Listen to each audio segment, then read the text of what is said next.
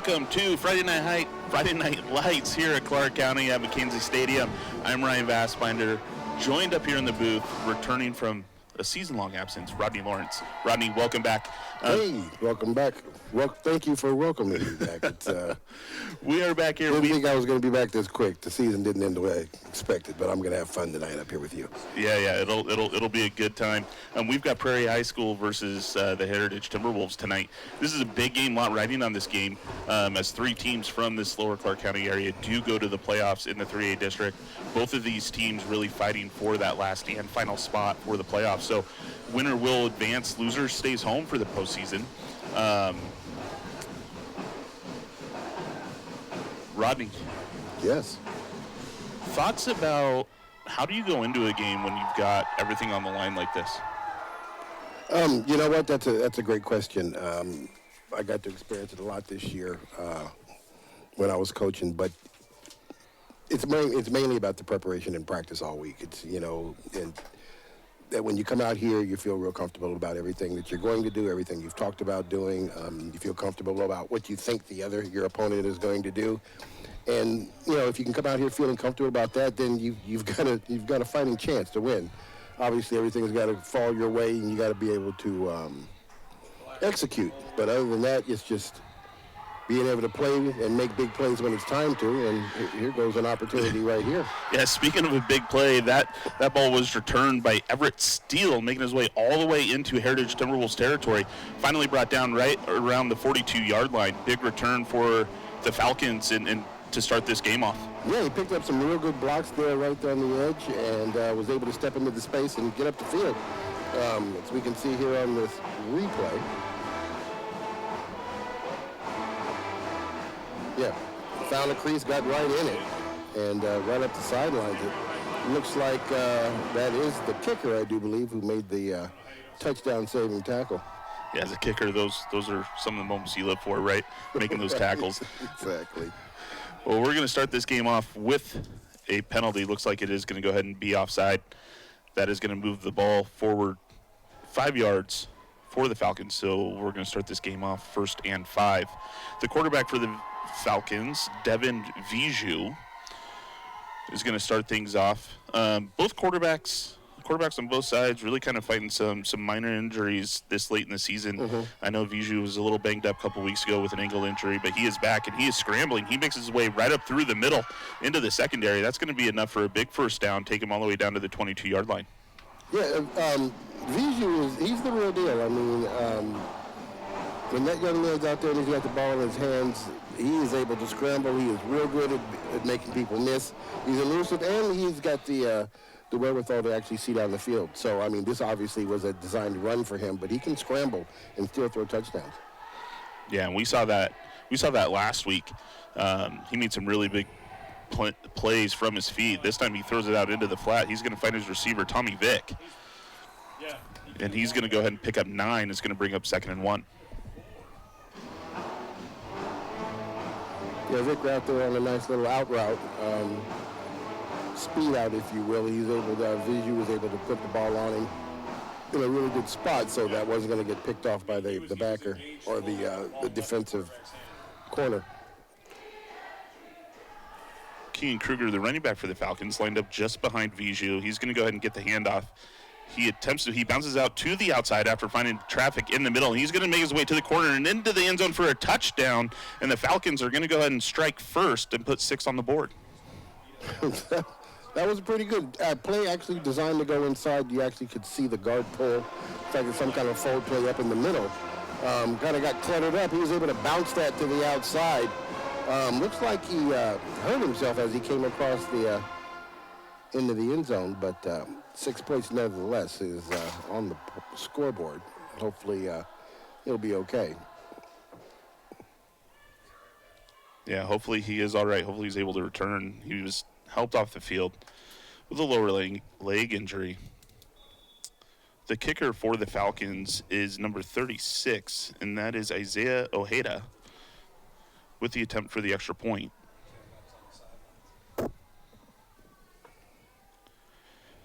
The hold is good, and the kick is good after it bounces off the upright.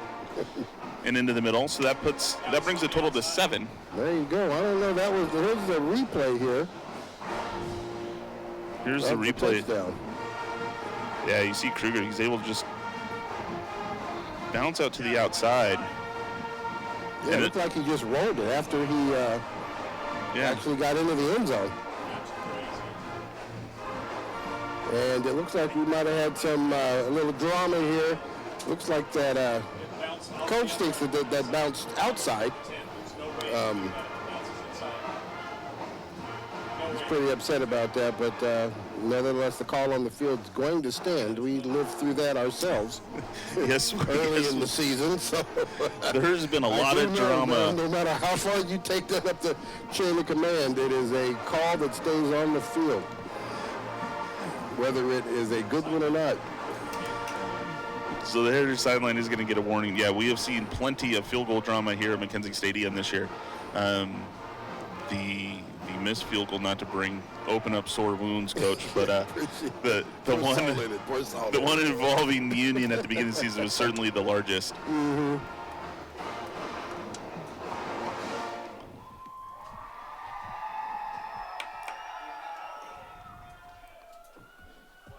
All right, well, not surprised that Prairie's quarterback, Devin, was able to just do, I mean, like I said, that's what he has been known for all year long is, I mean, you got to stop him. If you want to stop the Prairie Falcons, you have to stop that young man.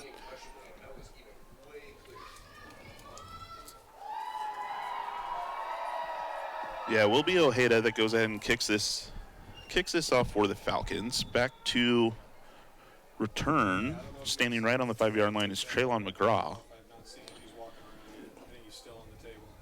McGraw, a fiery sophomore. He certainly has a lot of energy out there. He has the capability of making big plays.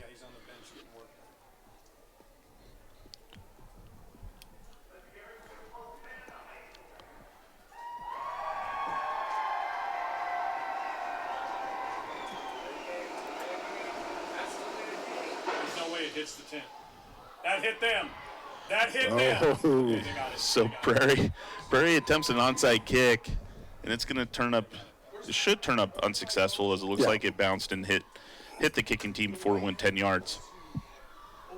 Right where it touched. So that's going to give Heritage great field position to start off their drive as they come out. Heritage, this has been a season that they started out 5-0 for the first time in school history. Yeah. Yep. They've lost the last 2. They're currently sitting 2-2 in league play. I mean, this is as big of game as they could really want at this point. I mean, they win this game, they make it in the playoffs for the first time since 2011. I mean, it's almost a 15-year drought. Yeah, it's been a while. I mean, and this replay. The ball does get touched before it gets to the 10. There's the penalty flag. Yeah. No, you get the ball where he touched it. So you can actually hear some of one of the Heritage coaches in the background. Yeah, but you should get the ball. And it looks like that. Onside kick to their heart's content. And it looks like it's going to be handled a little different than people think. So actually, what they've done is just backed them up 10, and they're going to make them kick it again, as opposed to giving the ball to Heritage where the ball was touched. My only concern, and I didn't see, I mean, when they threw the flag, I didn't see the call. I mean, could it have been that offside occurred before the ball was snapped, and that's actually what the call was? That's definitely a possibility, too. I did not see that and didn't look at it that closely when we saw it. I didn't either. So, nevertheless, they are the ones down there on the field, and we are going to go with what they say.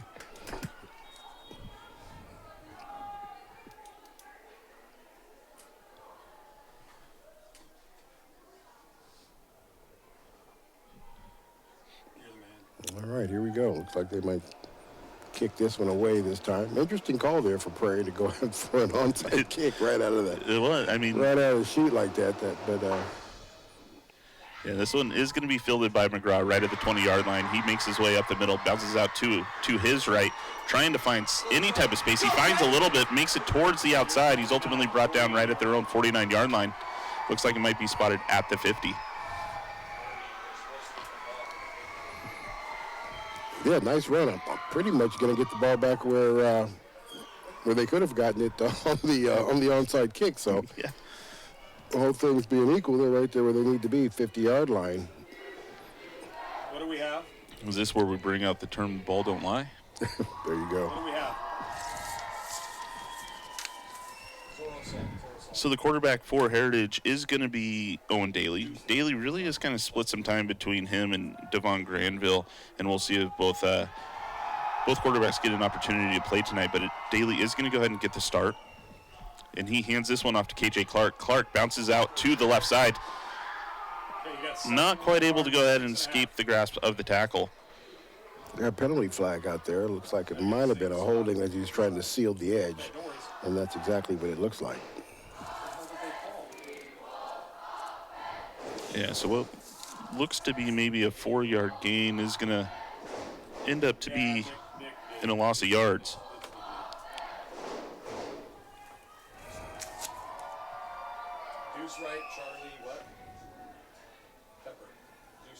So that will back them up 10. So we will go ahead and replay first down. That makes it 1st and 16.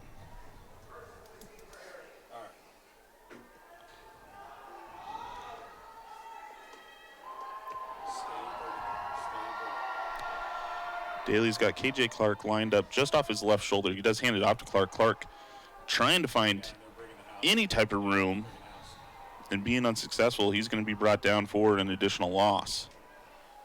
Yeah, Prairie does a good job there. They brought everybody in the box into that one, and Heritage just didn't have enough people out there to pick that up.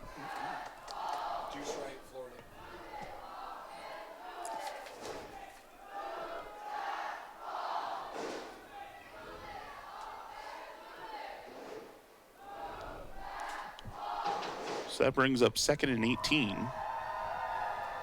Heritage moving the wrong direction on their initial drive. Daly tries to air this one out to McGraw, and that ball is going to be just overthrown, and it's going to fall incomplete. Nice coverage there by the DB on that play. Pretty much had him blanketed. Quarterback did a good job trying to throw his man open out there as there was some room to get that to the sideline, but just out of reach.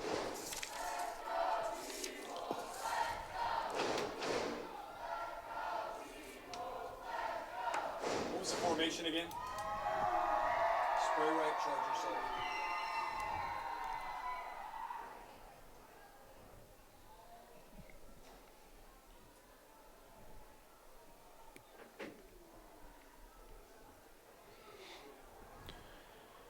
All right, so Daly's got a 4-receiver set here.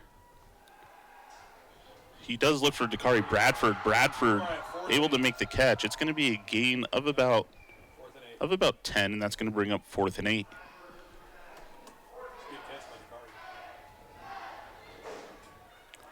Looks like he was spotted just inside Prairie territory. So 4th and 9. Unfortunate they weren't able to take advantage of that real good run back there. Prairie defense did a good job of having an answer for all the plays that they ran up to this point. Yeah. The punter for Heritage, Omar Ramirez, stands right at the 38-yard line. And he's going to go ahead and get a good punt off. It's going to be fielded right around the 15. And that was Tommy Vick. He's ultimately brought down at the 27. So Prairie's going to go ahead and take the ball over, starting on their own 27-yard line. Heritage unable to match the score that Prairie put up on their first drive.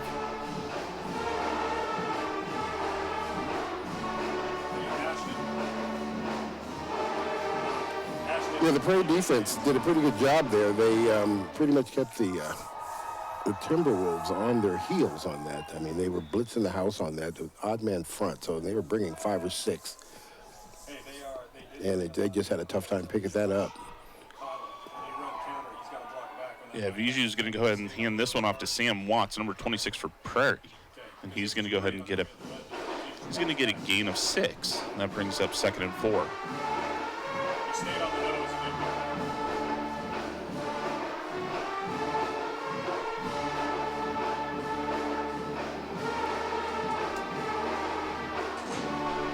Viju's got stacked receivers on both sides of the field here. Watts in the backfield. And it's handed off to Watts as he tries to make it up the middle once more. He's going to get stopped for no gain.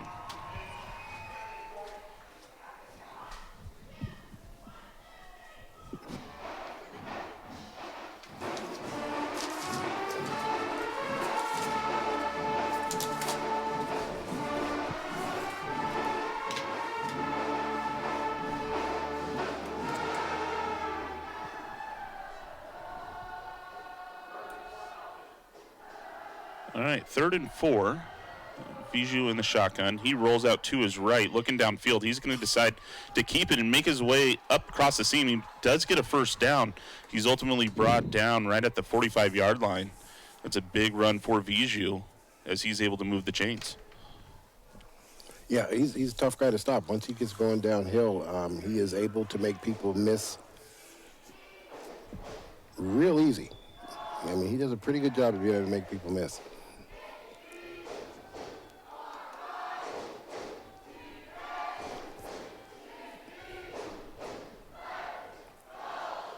Viju's going to hand this one off to Watts, and Watts going to get stopped for a loss of 1.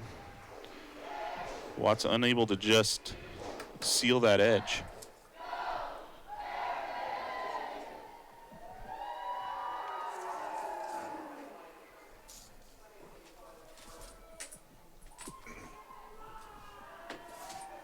Looks like that was Noah Gannon who was able to come up there and stop him right there and create that 1-yard loss.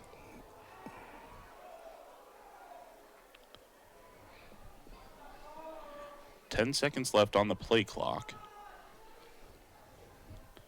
This time, Viju looking downfield. He's able to go ahead and find Cruz Essay for a reception. And it's going to be a gain of 9, and it brings up 3rd and 2. Good open field tackle there. That's Dakari Bradford. Allowed that pass. He caught it right there in front of him. Is there to secure the tackle, bring him down.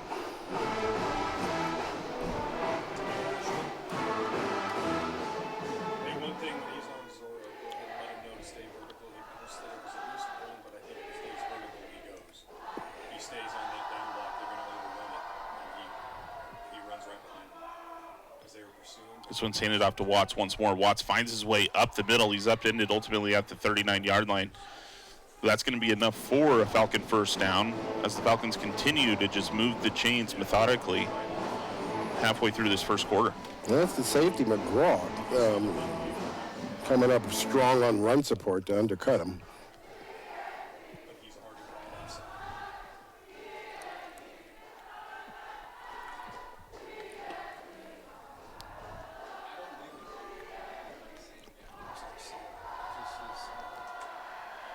This time Viju looks down to his left. He finds Carabal. Carabal ultimately getting pushed out of bounds at the 30. Looks like he was spotted at the 29-yard line. We'll see a replay here.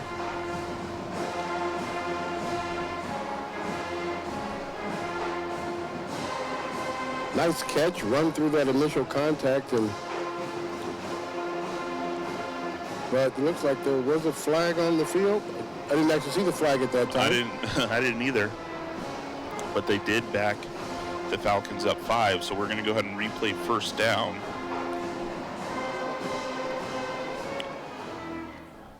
The ball spotted right at the 44-yard line inside Heritage territory.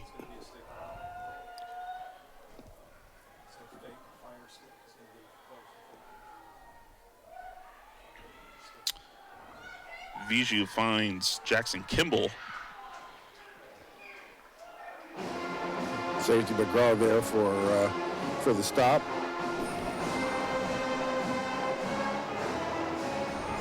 And that's a good pickup of about 12. It brings up 2nd and 3.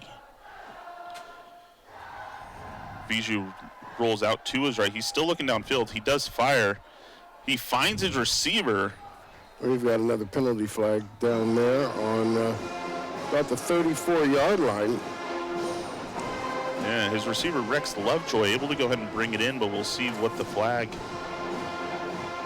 results in. It is going to be a holding against the Falcons, so that's going to back them up once again, and we'll replay 2nd down. Yeah, that's going to put them back behind the chains for the 2nd time in this drive. Lovejoy doing a real good job. They'll have to give him credit. The quarterback started to scramble, and his first idea was to come back towards the ball. Quarterbacks love when you do that because, again, it gives them an opportunity to kind of put it out there, and it makes it tough for the defender to kind of pick that off if you're running towards the ball when it's thrown to you. Not all high school receivers do that, and when you find one that's able to do that, generally makes the percentage of throw and catch both very high.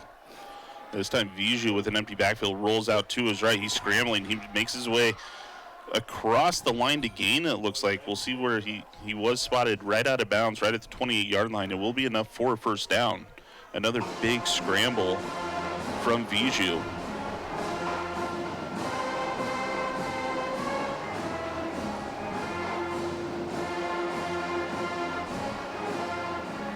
Now, on that one, it was kind of hard to tell if he had somebody actually downfield, but the way he looked up the field, he did slow the backers down to give him an edge.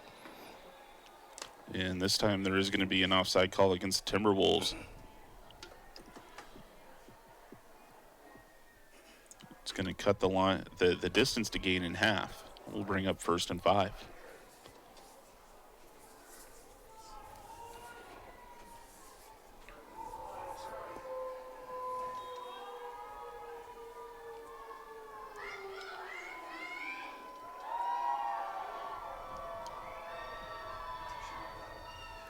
Bijou hands this one off to Watts. Watts tries to find his way out across the right. He's going to get a gain of just a couple before he's brought down.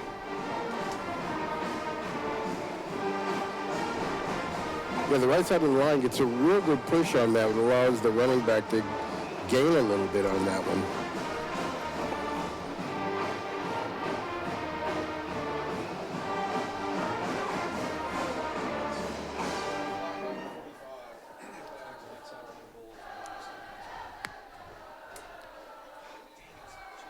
Oh, they got him on to jump again. They did. It looks like the hard count from Bijou caused the Heritage Timberwolves to jump. So this will result in a Falcon 1st down. Puts the line of scrimmage right at the 16-yard line inside the red zone.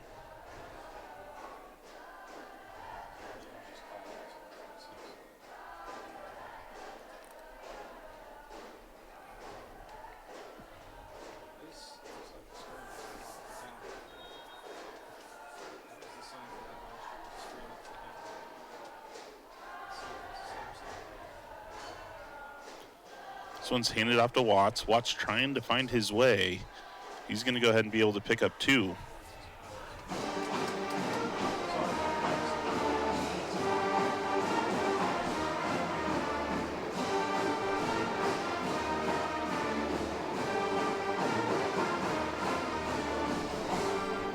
Prairie's offense here definitely in control, even with the 2 big penalties on this drive, and with put them behind the chains.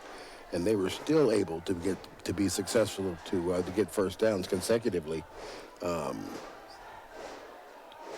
Props to the quarterback there for being able to make those 2 big runs and 1 big run and 1 big throw. So Yeah. His arm and his legs are definitely the reason why these chains keep moving down the field. Yeah, for sure. So that was Watts on the carry once again. He's going to go ahead and pick up another 3. That brings up 3rd and 5.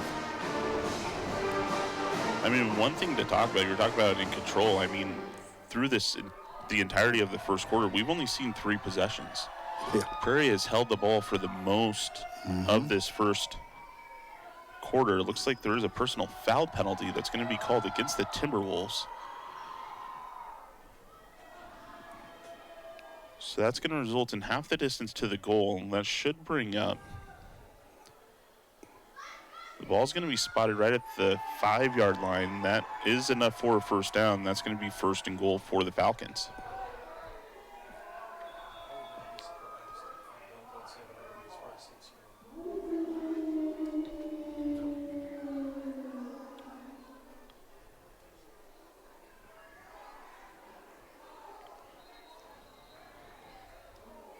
And it looks like we're going to have a false start on the Falcons. That backs them up 5.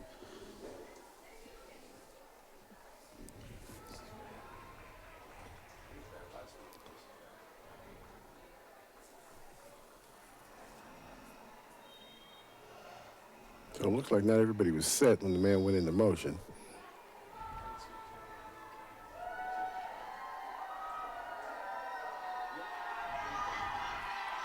Viju ultimately hands this one off to Watts. Watts gets a gain of 3 on the play. A little trickery there. The Heritage right there on top of it. Pretty much looks like they had actually seen film on this play because they did have a guy right there. Running back did a great job kind of blowing through the arm tackle there to get some extra yards on it, but they did have a man in place for that play, so.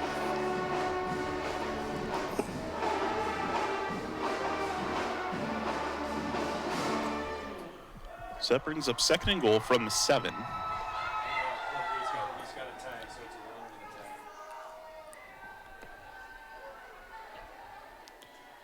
a tag. Viju keeps this one, and he tries to find a couple lanes. He makes his way to the corner. He dives for the end zone, and he is going to make it in. That's another touchdown for the Prairie Falcons. That extends the lead to 13-0. Yeah, he's running through tackles. He's making people miss, and he does it in very, very small windows that makes him just. You recognize, I mean, when you're down there on the field, and we obviously had an opportunity to play against this guy and actually see how athletic he really is. And when you're down, I mean, he did a play one time when I was in one of the games that we had right in front of me. We had 4 guys around him, and all 4 of the guys missed him. It was just like, I mean, he is a very, very talented little quarterback out there. Ojeda with the extra point attempt. No doubt about this one. It does go through the uprights. That's going to bring the total to 14.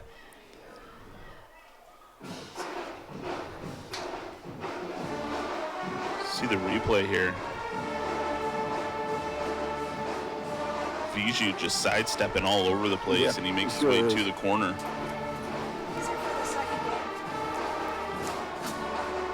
So that brings the score to 14-0 with 46 seconds remaining in the first quarter.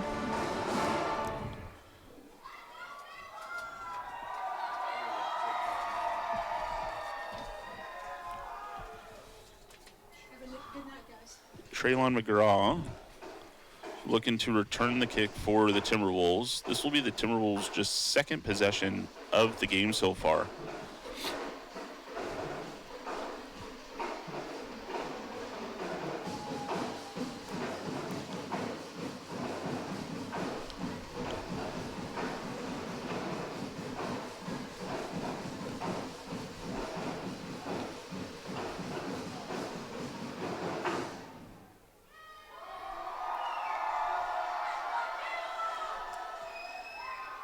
And another trickery kickoff by the Falcons. It is going to be recovered by the Timberwolves. Get it right, I guess. Right this time. The ball did not go 10 yards once again, but the Timberwolves were able to recover it. No, we can recover it. And It looks- they're going to make him kick it again. Huh. Interesting. No. It has to go 10 yards before they can touch it. Do something right at least once. Well, give them benefit of doubt. Maybe there was a rule change last week. Yeah, okay. Last week, okay. I was really like, no, not this year. I mean, okay. We'll go with last week.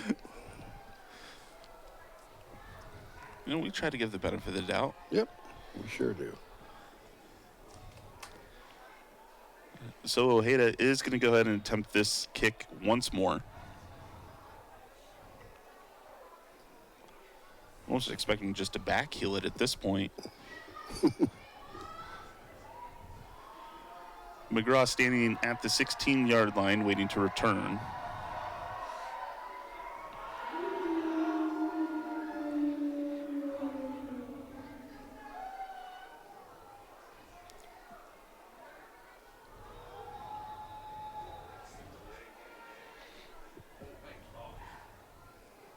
And we've got a flag on the field. Let's see what we got going on here now. Come on, guys. They're going to move the ball again, and they're calling delay a game on Prairie. So that'll back the ball up another 5.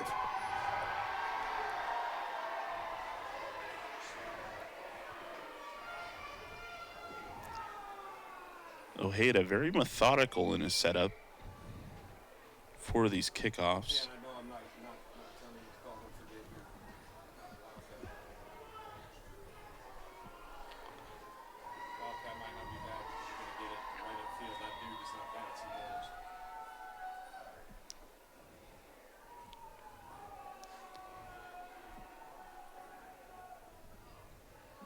those. All right, and we are ready to go. Ojeda drives this one. McGraw's going to field it right at the 20-yard line. He makes his way up through the middle, trying to find any type of lane. He's going to run into traffic right at the 37 and be brought down.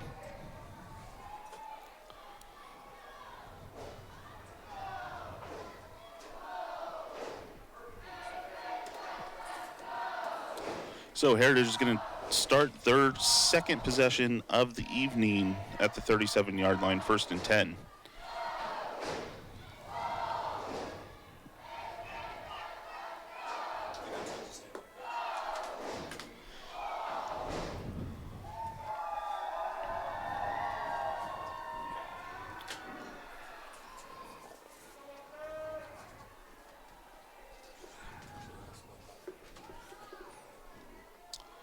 This one's handed off to Emmanuel Daniel. Daniel running into traffic. He's going to be brought down for a loss of 2.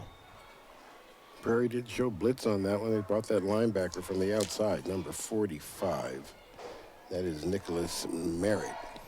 Comes up to make the tackle for a loss. Apologies, that was KJ Clark with the carry.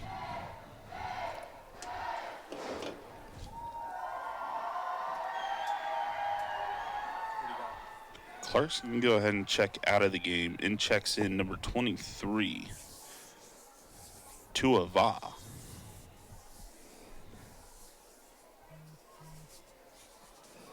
Heritage trying to run this ball between the tackles here on Prairie, which, you know, if you look at a little film on them, you can see you can be successful there.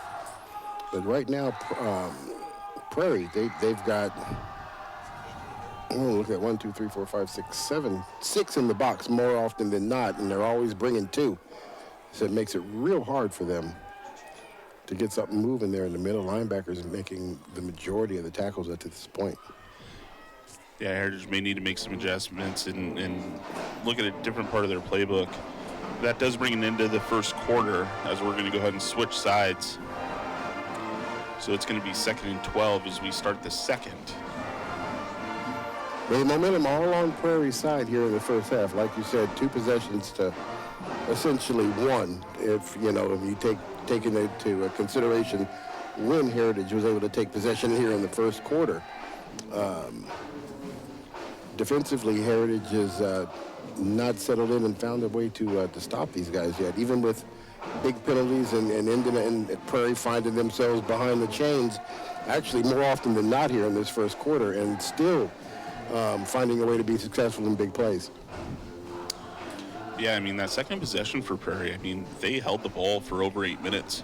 Yeah. And so, I mean, being up 2 scores, if that's their game plan and they continue to do that, Heritage has to find a way to go ahead and move the football.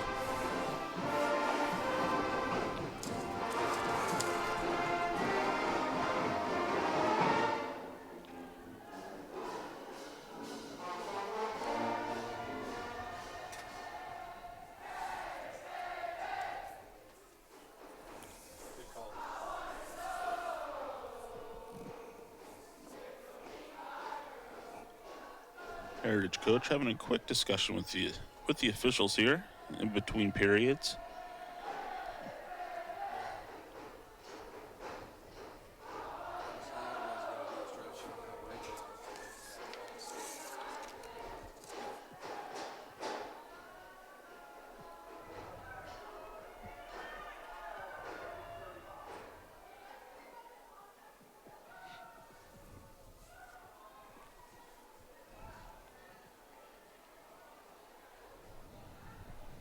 All right, looks like Coach said his piece. We're going to go ahead and get started. All right, Daly in at the quarterback position for the Timberwolves has Va lined up just off his right shoulder. Daly drops back, looking downfield, fires one over the middle. It's going to be caught by Traylon McGraw. Ultimately brought down at the 45-yard lines into Prairie territory. Big first down for the Timberwolves. It's a good catch there by the receiver, McGraw. Ran the route, just found some space to sit there right in the open space. Quarterback able to put him on it right as he comes out of the break. Good job. This one gets handed off to Va. Va tries to break away over the outside. He's going to get stopped for a loss of 1. Number 11, Henry Degenhart, holding his position there on the outside, not allowing anything to get around that edge. Va, the freshman, comes out of the game.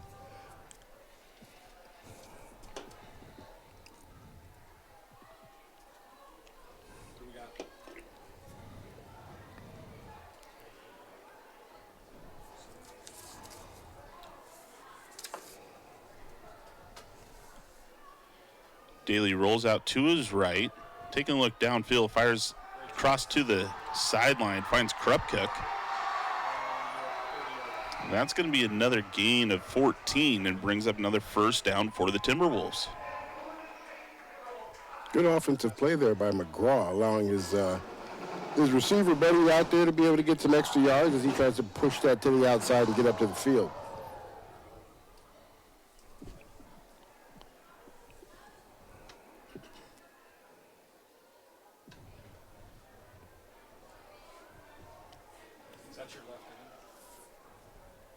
This one gets handed off to Clark. Clark makes his way through the tackles. He's going to go ahead and pick up a few. Looks like a gain of 3. It's going to result in 2nd and 7.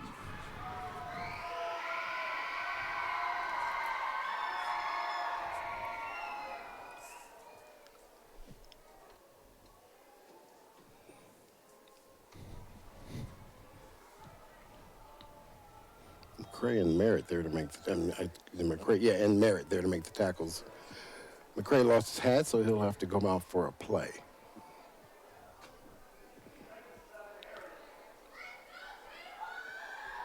All right, Heritage getting a little bit of momentum back on this possession.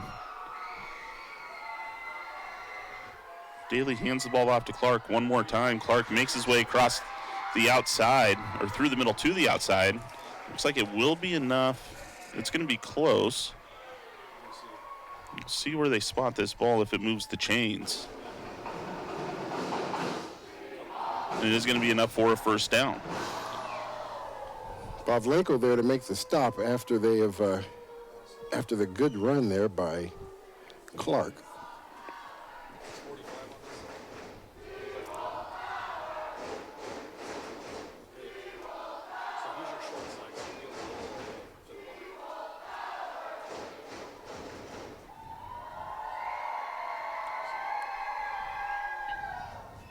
Daly rolls out to his left, off his back foot, trying to find McGraw over the middle. McGraw not able to go ahead and bring that one in.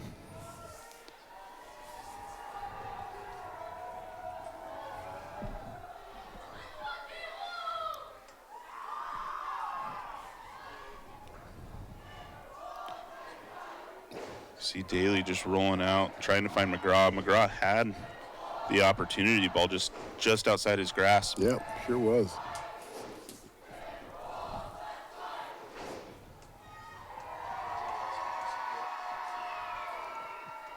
Brings up 2nd and 10.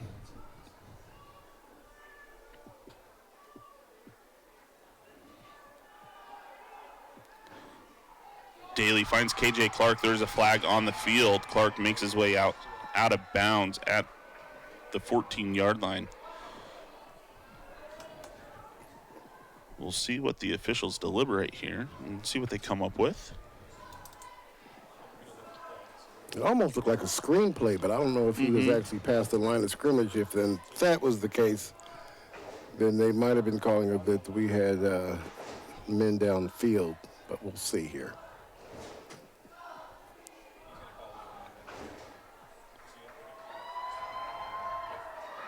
And that's exactly what it was.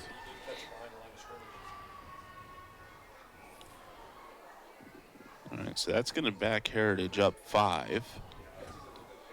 That's going to bring up 2nd and 15.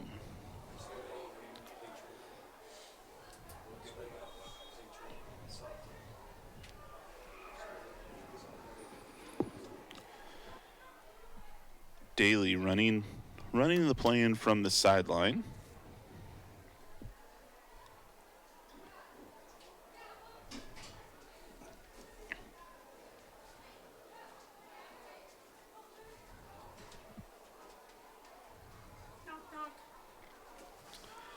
Daly picks this one up off the turf. He finds Traylon McGraw across the middle. McGraw fighting for every inch. He's going to be brought down. It's like right around the 7. And it will be enough for a first down, and that results in 1st and goal for the Timberwolves. Good job there by the quarterback to pick that one up off the ground. Still able to see up field and put the ball on his receiver. Daly doing a great job just keeping his head on a swivel, looking for his options.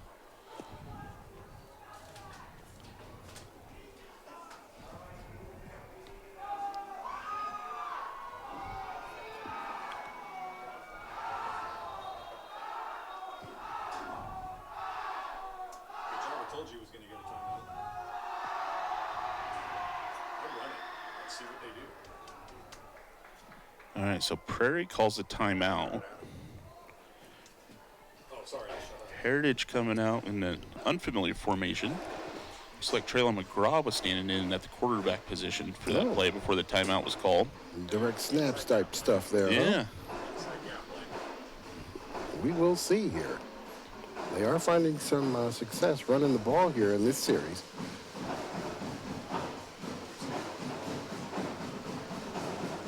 They're kind of drawing it up and picking up the blitzes here a little better than they were earlier, giving its running back some room to run.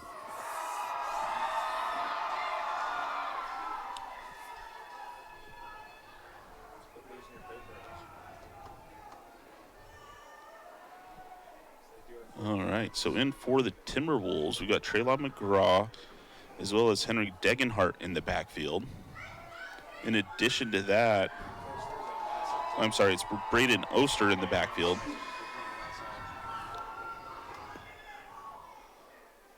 So this snap to McGraw. McGraw makes his way, trying to get his way across the corner. He slips as he tries to cut back, and he's going to be brought down right at the 19-yard line. It's going to be a big loss for the Timberwolves. Yeah.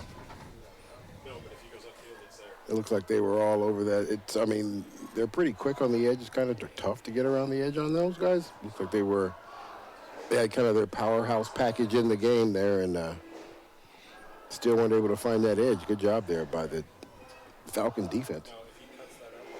Yeah, so that brings up 2nd and goal from the 19-yard line. Daly checks back in at quarterback.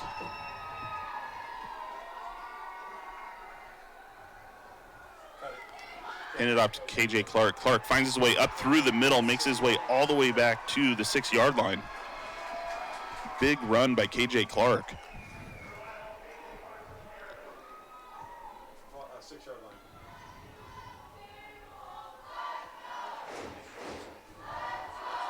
Clark just cutting his way up through the middle. Yeah, nice job navigating through the sea of Falcons defenders there. Getting all the way back to the original, almost to the original line of scrimmage. So here we go, 3rd and goal from the 6. Daly hands this one off to Clark. Clark finds his hole. And looks like he is going to be stopped right at the 2-yard line. bring up 4th and goal. This is a big play for the Timberwolves. Yeah, Ryder Rowland, number 25, one of the guys right there to make the stop. Right there on the 2-yard line, bring up 4th down.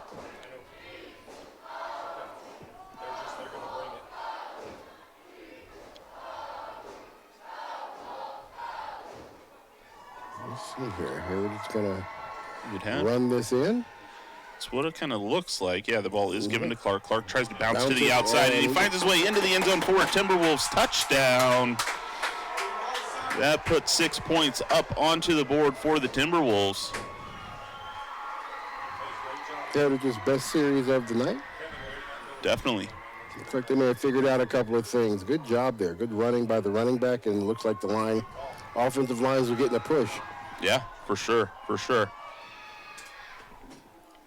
Omar Ramirez with the extra point attempt for the Timberwolves.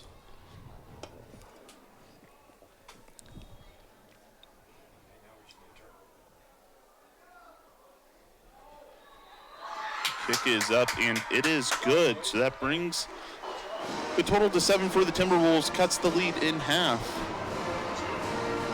You know, before this scoring drive for the Timberwolves, we talked about how Prairie took almost 8 minutes off the clock. Yeah. Heritage answered and really took almost 9 minutes off the clock here in the second quarter. Let's see a replay of KJ Clark making his way into the end zone.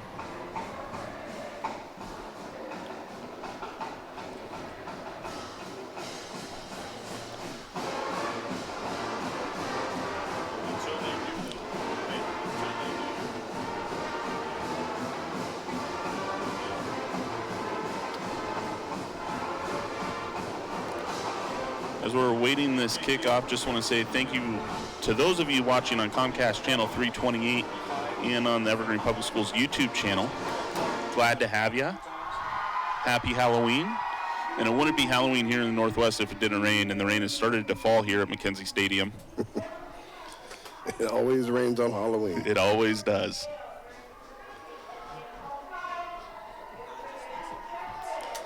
And it is coming down.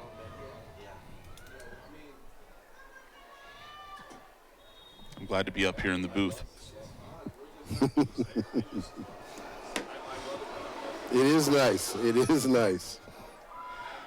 All right, the return needs to be picked up and carried up out of the end zone as it was touched. He's going to make his way. No, I want to it's going to be a touchback. Yep. All right, so that's going to be a touchback. Falcons are going to go ahead and start that drive on the 20.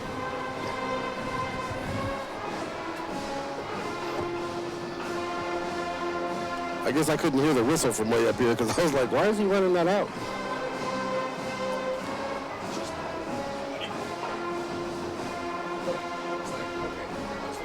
Well, and I didn't know because it looked like it was touched outside of the end zone, right? He bobbled the catch, as we'll see here.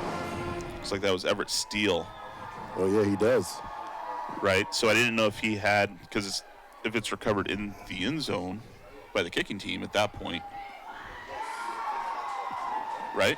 Yeah, and it looks like the Whitecap may have been a little confused because he didn't blow his whistle at first, so I don't know. They went with the understanding that once it's in the end zone, it's in the end zone, but it looks like he may have been confused for a quick second there himself. All right, so Falcons on the first play of this drive got a gain of 1. Fiju's going to keep this one. He fires it off into the corner. He finds his receiver, Jackson Kimball, and that's going to be for another mid-yardage gain. Heritage did blitz their backers on that one, kind of rushed the quarterback here on that one. Probably the first time he's been hurried all game. So that's going to bring up 3rd and 1. If the Timberwolves can get a stop here, it'll be a huge momentum swinger. Yeah, sure will. Viju rolls out to his left. He's going to try to keep this one. He does get enough yards for a first down. He's ultimately going to get brought down right at the 36-yard lines. It'll be enough to move the chains. Yeah, when he decides he's going to run, it's tough. Yeah. it is tough. Well, and I think everybody in the stadium knew Biju's going to keep the ball in that type of situation. And Yeah. even if you know it's coming, it's difficult to stop him. Mm-hmm.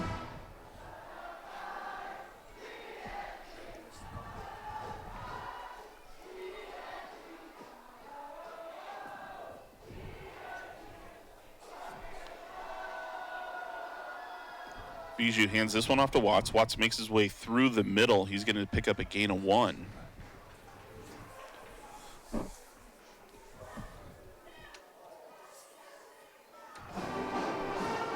Prairie's 3 down linemen doing a good job there on that stop.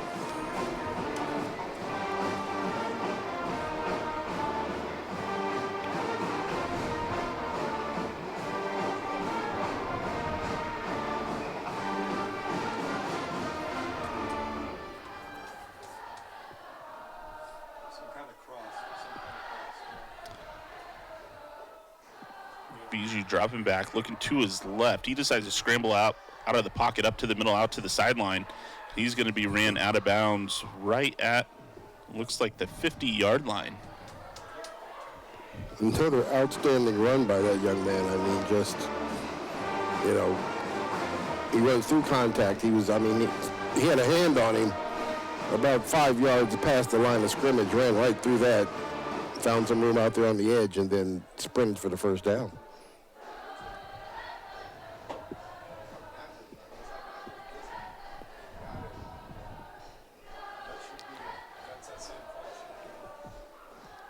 All right, 4:18 remaining in the half. Biju hands this one off to Sam Watts. Sam Watts makes his way across the 50-yard line to the 47 for a pickup of 3.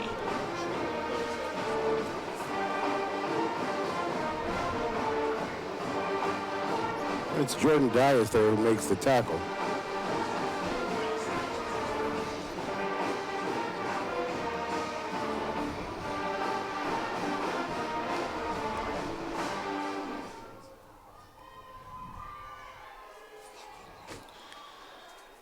And the Falcons are going to go ahead and draw the Timberwolves offsides. That's going to give them another 5 yards, bring up. Well, that's the third time they've Second been and able to 2. be successful at that this half here. Yeah.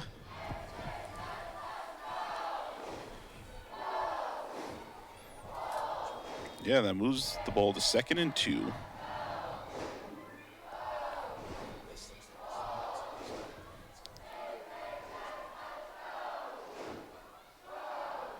Biju hands this one off to Watts. Watts patient behind his blockers. He makes his way across the line to gain to the 34-yard line, 33-yard line. That's going to be enough for a Falcon first down. It's Jordan Dias again on the stop.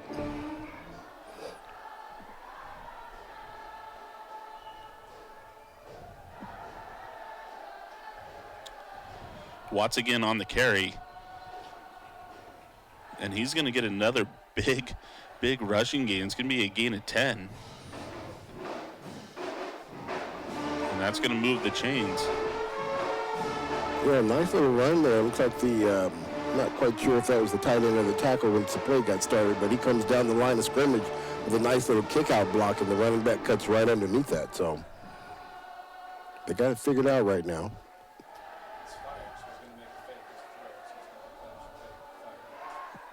This time Biju's going to keep it. There is a whistle here, so looks like we got a false start against Prairie, so that's going to back them up.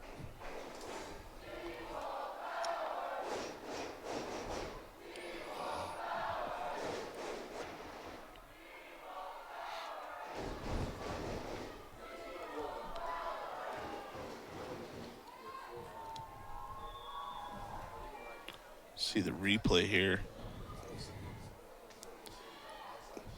Did you see who the move on? Yeah, it looks like that was number 2, Jackson Kimball. So 1st and 15. Biju dropping back, scrambles out of the pocket, up through the middle, and he's going to get a gain. Looks like of about 10. Yeah, nice sidestep there to make a man miss, get some extra yards out of it. That's going to go ahead and 6. Yeah, we are under 2 minutes remaining.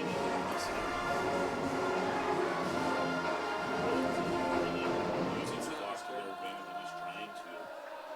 There hasn't been, there's been one defensive stop so far, and that was the Falcons stopping the Timberwolves on their first possession. There's motion in the line of scrimmage. Handed off to Watts.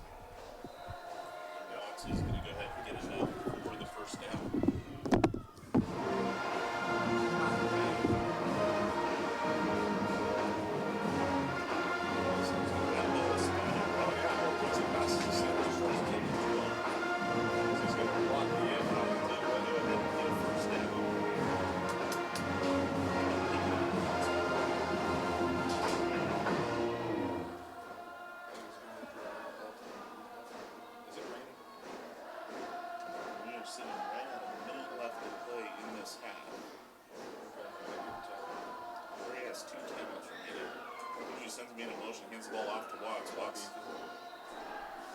Runs up the middle once again. This time he's only going to pick up about 3.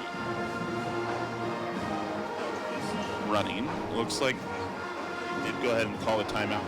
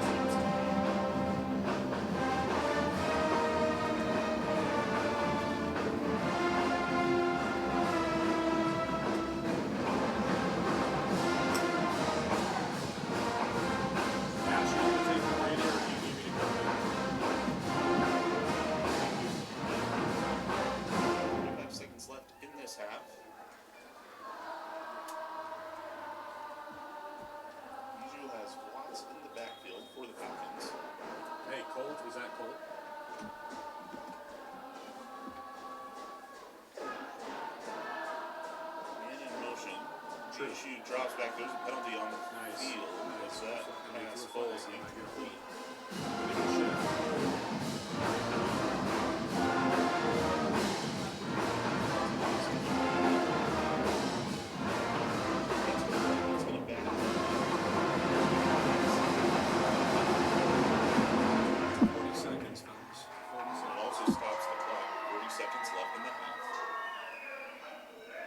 After the 5-yard penalty, brings up second and 13. It's that same route, you're going to get an out route. Inside that. He's playing with his left arm. BJ decides to keep this one, tries to find his way up through the middle. There you go. Timberwolves doing a great job defensively there to stop the run. BJ only a gain of about 3. Clock continuing to run, 20 seconds. Prairie does have a timeout left. Looks like they need fire. So you got fire. It's quarterback run.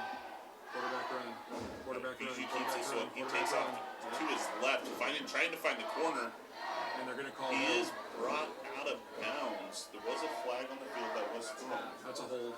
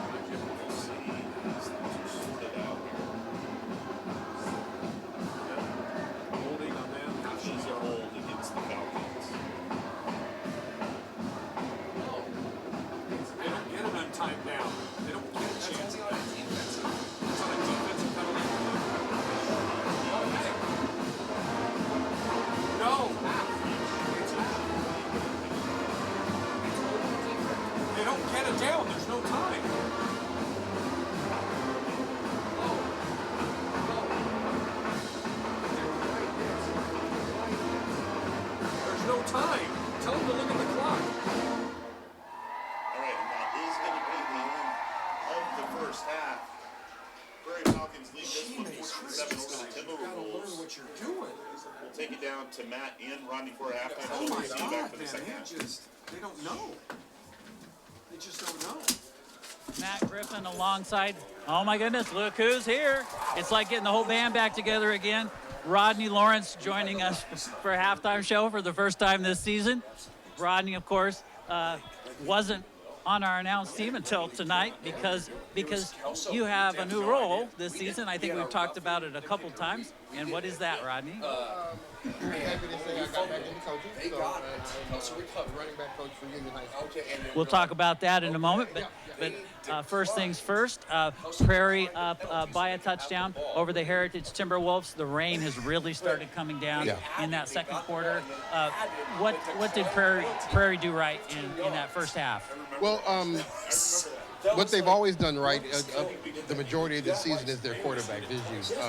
Hope I pronounced the man's name right. But I tell you what, being able to stop him has been a problem that every team that's come up against Prairie this year has had to deal with, and he is not a very easy young man to stop. I understand he was hurt a little while ago. He seems to be back full stride right now, and between him and the running back, they have pretty much dominated the first quarter, at least in almost the second quarter as well. Heritage certainly not out of it. What does the chalk No. talk look like for them? Because they went 6-0 for the first time in program history, Yeah, and they sure did. then lost a couple, but they're back again tonight and not out of it. What's that chalk talk look like? Not at all. And it looks like they're right at the end of the second quarter there. You were seeing that they were able to limit the amount of yards that the Prairie quarterback was able to get. I mean, being able to stop him all flat out is going to be tough, but stopping him at 3 and 4 yards as opposed to 7 and 8, 9, 10, 11, and 12 is going to make a difference. It's going to, give them just some opportunity to make them be on the field with more downs, and just, and give the defense an opportunity to make some good plays against him. Well, and we talked about that just before we came into the halftime show. Right. I mean, that was a good goal line stop. Yeah, sure was. For the Heritage defense. You think they're going to take that into halftime and say, hey, keep doing that? Well, yeah, that is a good thing. It's working for them. Another thing, that Prairie has got a lot of penalties. That they have played behind the chains a lot in the first half. Fortunately for them, they got a quarterback like they do, who's able to make big plays and was able to actually clean some of that mess up. But if Heritage's defense stiffens up and they continue to make those type of penalties, we could see something change here in the third quarter. Okay, well, now let's talk about Union. Okay. If Union were playing tonight, we wouldn't have Rodney on the air for partisan issues. Yeah. Union struggled a bit this year. Yes, we did. But when Ryan and I were talking in the games we did, we always said that there are lessons to be learned out of adversity. Tell me about what you and the coach there have told your guys about next year and the lessons to be learned out of adversity. Well, if you guys remember, we at the beginning of the season, we lost some very close games. We lost a game that we probably should have won. And then I remember there's that a couple of games controversial that, play. the first 3 games of the season, we lost by a total of 4 points. And what it is just one of the things that we wanted to help our kids understand is learning how to finish a game, and just being able to, when you're there, when it's time to make the big play, be able to make the big play. And that's something that we're going to continue to work on. We've got a bunch of young players. I am really excited about what the team is going to look like next year. Yep. And we're going to keep working off season, and we're going to come back with a better look this year, I hope. Well, and we've talked about that. I'm a longtime track and cross country coach. You know that, and I'm sure the adage is the same in football. There's always another game. Yes. There's always another race. Yes, that is true. That is true. So we're looking forward to it. It was unfortunate how it ended this year, but the kids are resilient. They'll bounce back. They're already trying to find their ways to get back into the weight room. The young guys are really, really talented, and we're going to give it a run next year, and hopefully it'll come out better. All right. Well, Rodney Lawrence and Ryan Bassbinder in the booth, bringing the band back together. So we'll have Rodney back for halftime of our second game, which will be Evergreen versus Mountain View. Right now, Prairie is up by a touchdown, 14-7 over the Heritage Timberwolves. Right now, I want to talk to you about the Mountain View High School Jazz Band. To use a sports analogy, they have been invited to play the veritable Super Bowl of high school music educators conferences. You could throw to your middle guy.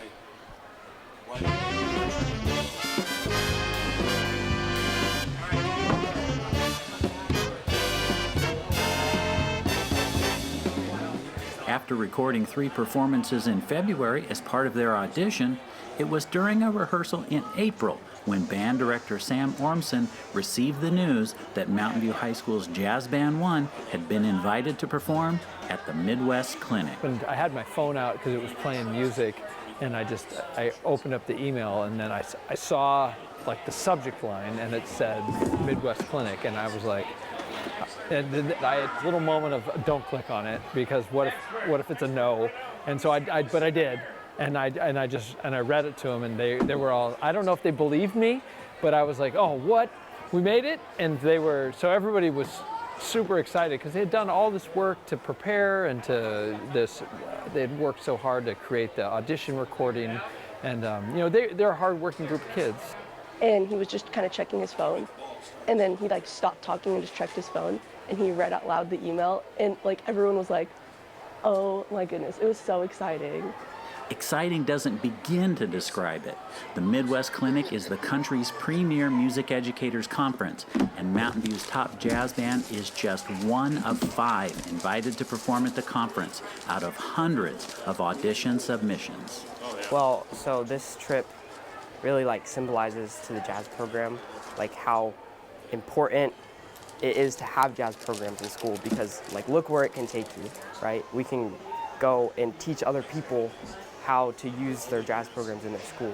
I wouldn't be who I am today without this jazz program, And the Mountain View Jazz program is a team effort, with director Mark Clausen leading Jazz Band 2 and preparing students for Jazz Band 1. Personally, I'm really happy just to know that I want to put more into this program, because I know that when they leave me, that they're going to another really great place that they can grow even more from. And it makes me very, very grateful for my students and for Mountain View and Evergreen that the infrastructure and that what we do is possible. I know it's not just me doing this, it's the students and the families and the other teachers in the district who started these students on their instruments. So it's a very holistic. There are many, many pieces, and we might be the leaves of the tree, but I totally understand the roots and all of those other pieces that went into it. So there's a lot of gratitude for everything we get to do. Evergreen Public Schools activities levies help fund music programs in our schools, but this trip is beyond what levy funds can pay for. The total cost of the trip to get 20 students, 3 staff members, and 2 parent chaperones to Chicago is about $37,000 for airfare, ground transportation, hotels, and food. The band does have local and national business sponsors, but is looking for more donations to blunt the impact on families. So it is still a financial burden on those individual students. And they're fundraising as well at the individual level, and they're working hard to do all of that. But it is such an honor that I want it to be possible for all these students. Trumpet player Claire Hagley says this isn't your run-of-the-mill field trip. They're going to showcase Evergreen Public Schools' outstanding music programs to the world. It's a lot of things. First of all, Midwest is one of the biggest band clinics in the nation, and there's every state represented. Not only that, but there's international representation. So I think us being one of 4 or 5 jazz bands to be able to perform and showcase music for educators just shows how much our program contributes, and not only in the state but the nation. If you'd like to help make this once-in-a-lifetime performance possible, you can make a tax-deductible donation at mvim.org/Midwest Clinic and click on the Donate Today button. You can also reach the website with the QR code on your screen. Congratulations to the Mountain View High School Jazz Band 1 for being invited to the Midwest Clinic.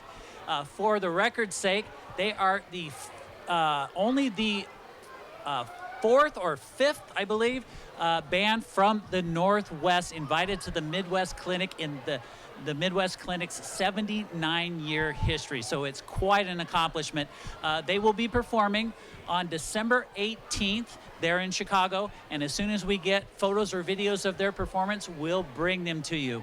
We are just a couple minutes away from halftime, or from the second half of the Prairie Falcons and Heritage Timberwolves matchup here at McKenzie Stadium, and we'll have more action for you in just a couple of minutes.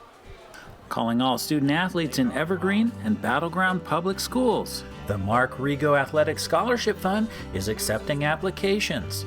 Mark Rigo was a beloved football and track coach who passed away in 2018, but left behind a legacy. The thousands of student athletes he pushed to become the best versions of themselves and pursue their dreams. His whole thing was the power of one. If he could just do one thing each day for one person, he's made an impact.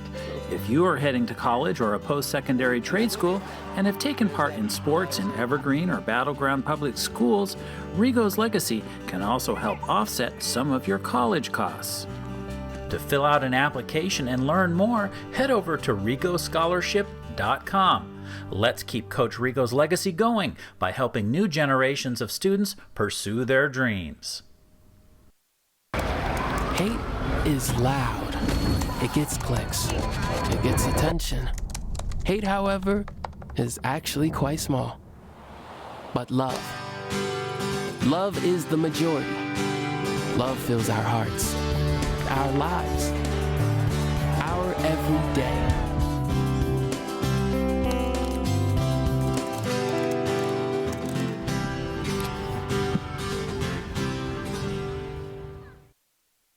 Whether it's our stories, the warmth of our laugh, or our family's secret sauce, we all bring something different to the table. So make some space. The power of connection is waiting right outside your comfort zone.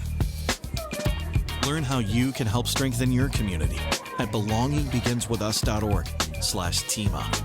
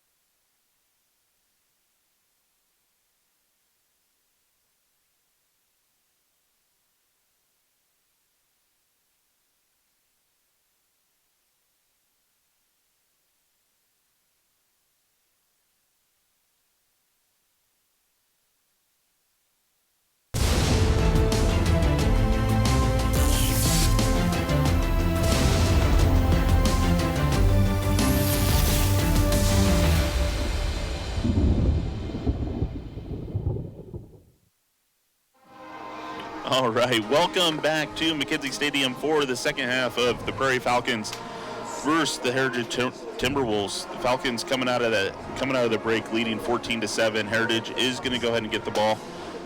I'm Ryan Vassbinder. Rodney Lawrence here beside me. We're ready for the second half. Rodney, how big of a deal is this initial drive that Heritage is going to have coming out of the half? Well, it's huge, you know, you talk about that shot when we opened here of how much rain is coming down right now. I mean, now it just puts a whole bunch of other things into the mix, right? Dealing with a wet ball, and making sure that you can hold on to it. Now the temperature has kind of dropped, so it's wet and it's cold. Mm-hmm. You know,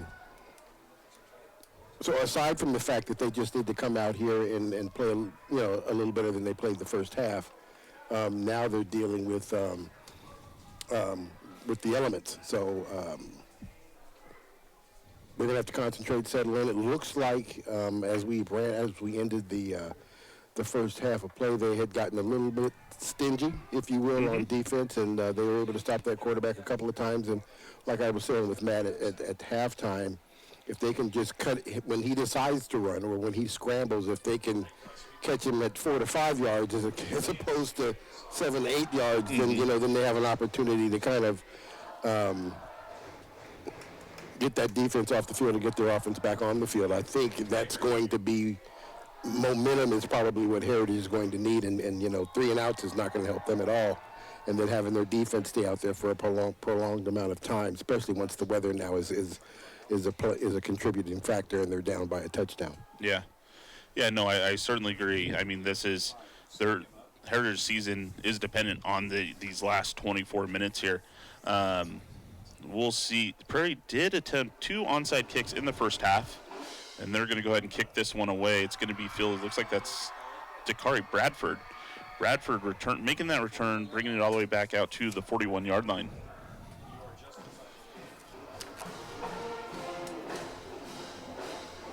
Yeah, they tried that onside kick twice in the first half. Didn't work in their favor. It did Actually not. lost 10 yards total in penalties on that, so I guess they decided they'll just kick one low. Obviously, you know, they do not want to kick it to the 2 guys in the back, so, you know, they have and they've been successful in that regard up to this point. Yeah. Owen Daly here leading the Timberwolves out on this drive, hands the ball off to KJ Clark. Clark able to go ahead and pick up a yard on the carry. That is Jackson Paris. No, I take that back. That's Alex Blakesley there with the assist tackle there on the 1-yard gain.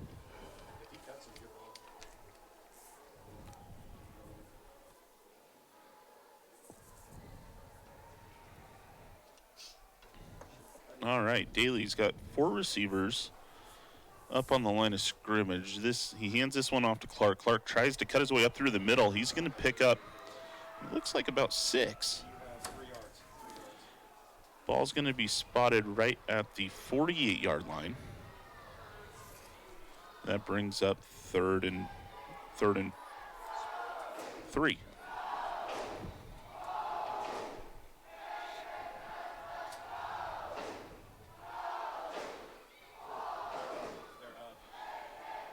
Prairie showing that they may end up bringing everybody here.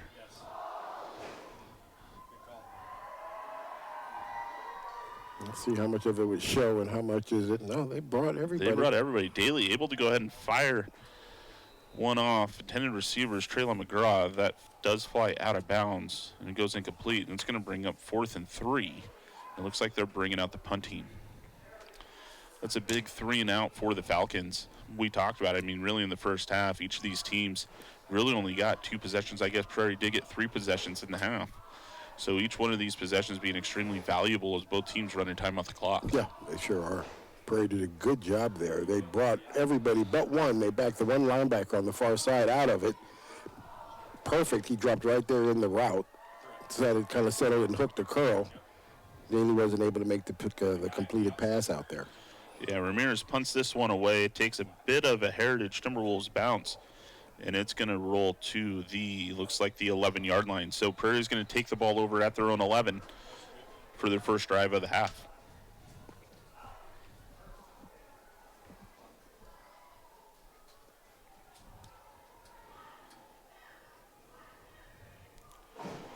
So we talked about it at the beginning of the game, but really huge implications with the outcome of this football game. The winner's really going to make it to the playoffs. Yeah. The loser is essentially out. So Prairie, I mean, they haven't been to the playoffs since 2019. Heritage hasn't been to the playoffs since 2011. So both teams are looking to really end their drought of making postseason football. Yeah, I mean, the cool thing is, like you said, both of these programs haven't made it to the playoffs in quite some time. Obviously, Heritage a lot longer than Prairie. But the fact that these two programs are in a space now where it's one game away from being able to get into it, and that hasn't even been the case. It's been definitely further than one game losing that kept them out of up to this point. So the cool thing about this is for the next few years, these two teams are going to be, in these type of situations, which makes it better for us down here in Clark County that when we send teams from down here up north, the better our teams are down here, the better we seem to do when we go up there in the playoffs and deal with the teams in the north. So it's nice. It's nice for Clark County to have teams like more than one team battling, really battling, than having just the 1, 2, 3 just pretty much known from the beginning of the season. Yeah. Yeah, no, it is great. Bijou hands this one off to Watts. Watts cuts up the middle. He's going to go ahead and pick up a gain of, it looks like 3.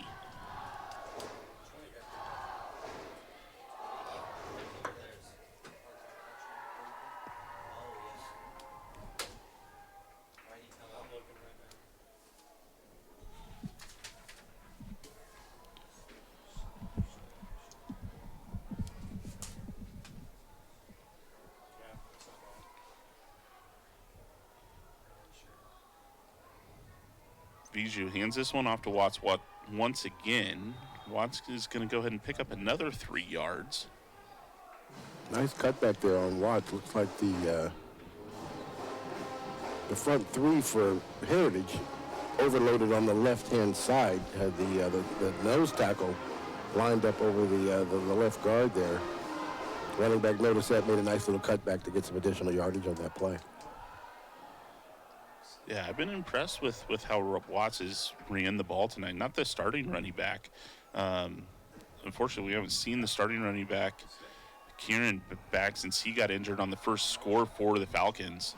Yeah, he is over there. I did get a glimpse of him right before halftime, and he is on crutches over there. So yeah, I doubt we'll see him at all tonight. Hopefully it's just something that's going to keep him out tonight and not something that's going to keep him out for the remainder of the season, especially if they win this game. It's definitely somebody they're going to need going into the playoffs. For sure.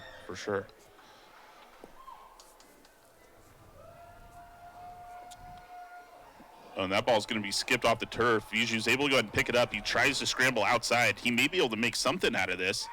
Ultimately, he is going to be tackled for a loss. And that ball's going to be spotted on the Falcon 31-yard line. Well, weather conditions bite the Prairie Falcons first. It's bound to happen. Let's see how they work through this.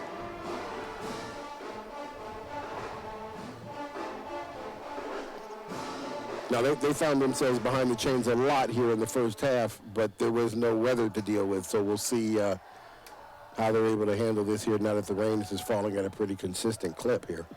Yeah, Bijou dropping back to pass. He decides to scramble outside the pocket, still looking downfield. He decides to go ahead and keep and just run out of bounds, really for a known gain situation. And that ball's going to remain on the 31-yard line. It's going to bring up 3rd and 17.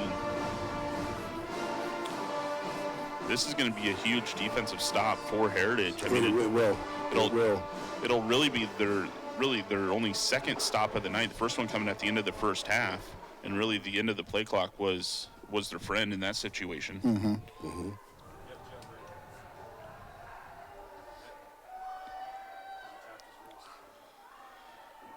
Bijou takes a little step back, finds the screen, He does complete the pass to number 45, Nicholas Merritt. Yeah, it does look like they get back to the original line of scrimmage. Quick screen play. Heritage does a real good job picking that up. That'll bring up 4th down, and it does look like the punt team is now coming onto the field.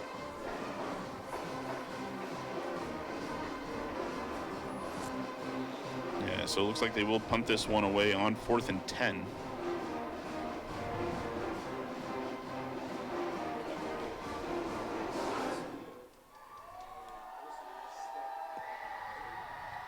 Looks like we've got a different punter in the game. Oh, not a very good punt there. That is going to roll out of bounds. That's not a good no call. And Heritage is going to get some pretty good field position. So good job there defensively. They had a penalty. Well, not they had not a penalty, but the weather helped them out. Let's hope that they don't make the same mistake and have the wet ball syndrome and have an issue out here, because this is definitely an opportunity for them to get this score back even. Yeah, you're certainly right. I mean, it was a good defensive stop. They got a little bit of help with the weather, like you said, and we'll see if Owen Daly can lead his team down the field with this possession. Daly hands this one off to KJ Clark. Clark bounces over to the outside. There is a flag on the play. Clark runs out of bounds right at the 49-yard line on the Prairie side. Looks like that's probably going to be a holding call. We'll see here. Yeah, with the location of the flag, I would agree with you. And it is indeed. So that's going to go ahead and back the Timberwolves up. And it looks like the hold was right at the line of scrimmage, so that's going to bring up 1st and 20. And here's the thing, the difference between Prairie and Heritage, at least when we talk about the first half of this football game, they have not been successful when they have come up this far behind the chains. Yeah. So they didn't have a wet ball, and it didn't get away from them, but this is just as bad as a holding call on a decent run where the running back got about 4 or 5 yards out of the run. Yeah, we haven't seen Owen Daly throw the ball a whole lot tonight, so puts him in a situation where he might be required to. Daly trying to scramble outside the pocket. He's going to run into a little bit of traffic here. He looks like he's able to go ahead and pick up 2 yards on the scramble, and it'll bring up 2nd and 18.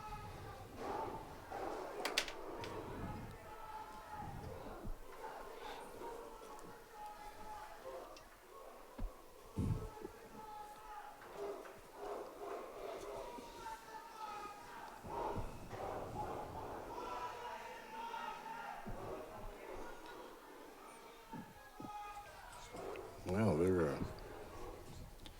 rolling that song there. Who let the dogs out, aren't they? Barking.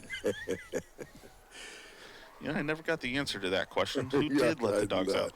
I don't think nobody knows, man.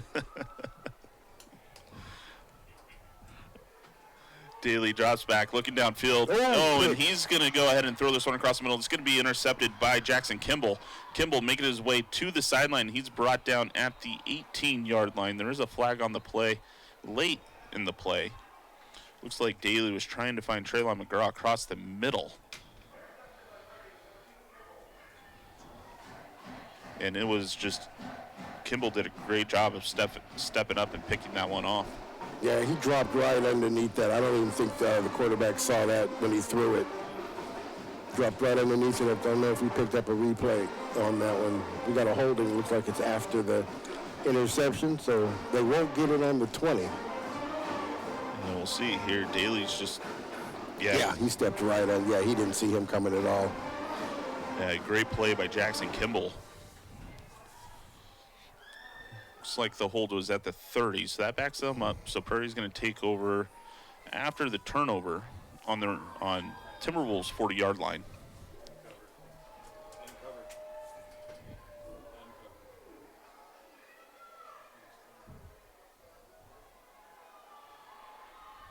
Viju scrambles out. He finds the corner. He does a very good job finding that corner. It wasn't really one out there for him.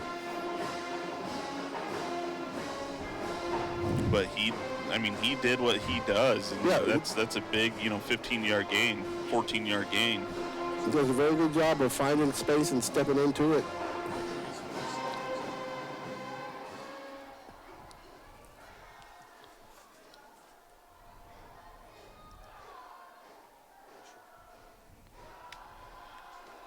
All right, Viju's got Watts just off to his left. Viju drops back. He steps up into the pocket. He's still looking downfield, running away from traffic. He tucks this one, and he makes his way to the 24-yard line before he's brought down. McGraw with a great open field tackle there. Limits him to about 2 yards. And that's the thing. If you get him running, horizontal, you got a chance. Once he goes downhill, that's when he's tough to stop. Yeah.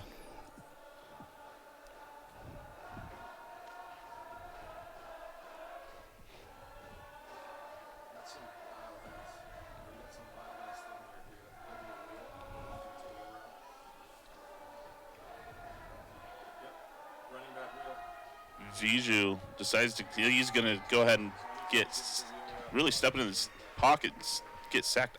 I can't even talk right now. I don't know what's going on. Ultimately, it's going to be a play of no gain. That's going to bring up 3rd and 8. That's Kingston Crawford there, who's going to get credit for the sack. Yeah, it looks like Viju there was really looking to find his receiver Assay, and he was well covered.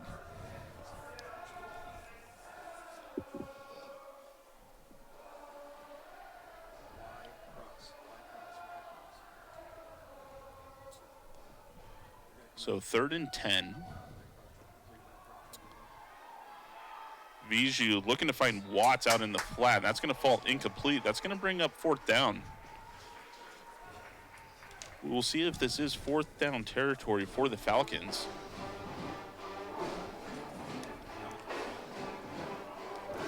Ball right on the 26-yard line. Ethan Madlock there to give the pressure. I mean, they got a sack. They chased him out of the pocket. They got a good pressure. I mean, it's a little different look than we saw in the first half, so this is working in their favor. Let's see if they can. Prairie's definitely in 4-down territory. So, and this is generally when their quarterback makes big plays. Yeah. Yeah, Viju's going to keep this one. He rolls out to the left. He is looking downfield, and he's going to be sacked. He's going to be brought down with a huge loss. It's going to be a turnover on downs. Let's see where the ball is spotted and where the Timberwolves will take the ball over at. Now he's wearing number 40 on his jersey. That is not on our roster, so we'll give him credit just by the visual, but we won't be able to say the young man's name, but he did a great job as he just kept coming. Just played him. Great job. Yeah, so it looks like that ball is spotted on the 31-yard line. So Owen Daly will come back and lead his Timberwolves out for their 3rd possession of the quarter, which is more than what they had in the entirety of the first half. Now let's see if they can capitalize on it. Yeah, Daly running away from pressure. He finds Traylon McGraw over the middle. McGraw brought down at the 47-yard line. McGraw will have to sit out a play. A great catch coming across the field for that young man.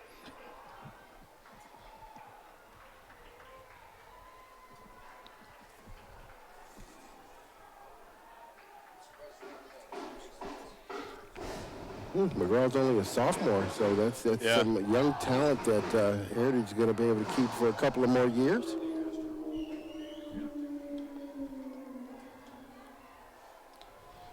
And McGraw is fiery. I mean, I think after watching games this year, that ball's going to pop out. KJ Clark unable to hold on to it. Looks like Heritage was able to save it. Ultimately, it's a gain. It's a gain of 1. See the replay here. Yeah, Clark just getting popped there. Looks like that was Ravine Palenko knocking the ball loose. It's going to bring up 2nd and 9. I was saying McGraw, I mean, after watching games this year, I think McGraw is one of the most passionate players we've seen in Clark County so far this year. You know, he plays with an intensity that I haven't seen anywhere else. This ball being handed off to Traylon McGraw. And McGraw's going to go ahead and get a gain of about 7. It's going to bring up 3rd and 2.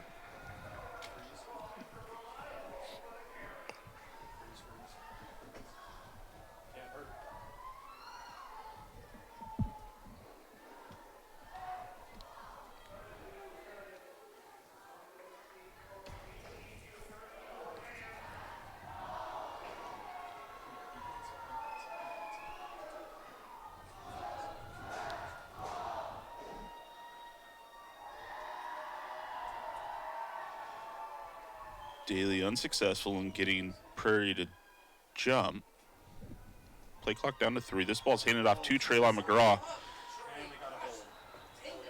Unable to find the hold ahead upfield, and ultimately I think this is going to be holding on the Timberwolves. Yeah, it is. Yeah, Crawford on that run, he looks like he tried to bounce that to the outside. He probably should have cut it up inside. Bouncing it out on the outside is what caused his lineman to hold to try to save the tackle. Yeah. Because he already had him to the outside, it looks like, so he needed to take that inside.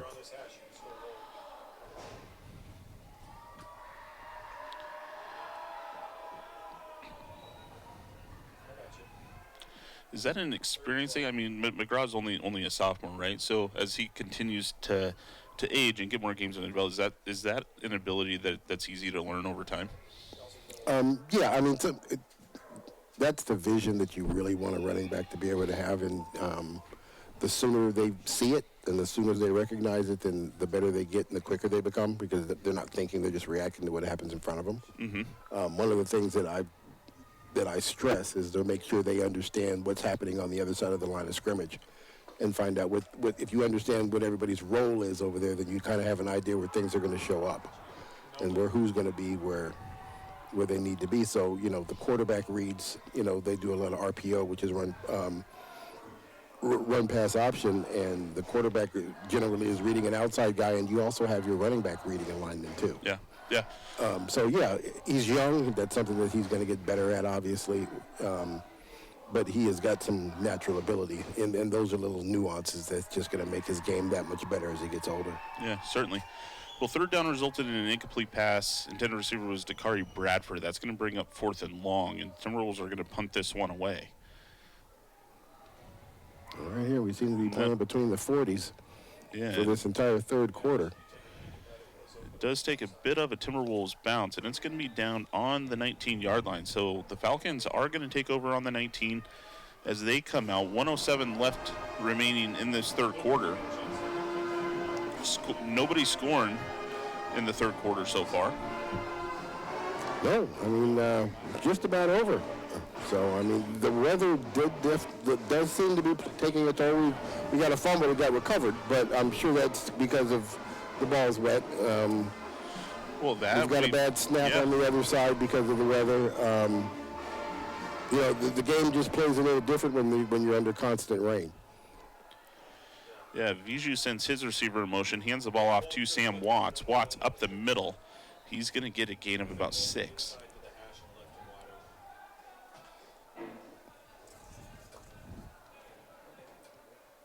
That's Jordan Dias there on the takedown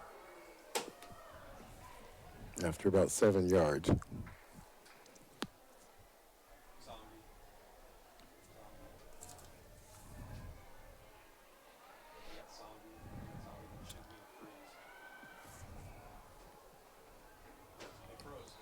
Viju with a hard count gets the Timberwolves to jump offside. Now that is, I do believe that is 4 times that these guys have jumped outside. That is, you know, and those are the type of mistakes when you're trying to make a playoff run that you just can't do. You can't give an offense that is dynamic as Prairie's offense that many times. I mean, make them go for the 3 yards. Don't give them 5. You know what I'm saying? You got to hold your water and be disciplined at that point. Yeah, because the penalty does result into a 1st down.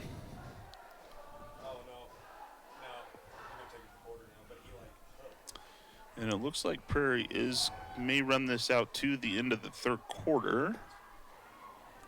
And we do see 0-0. So that's going to go ahead and bring up the fourth quarter. They're going to swap sides.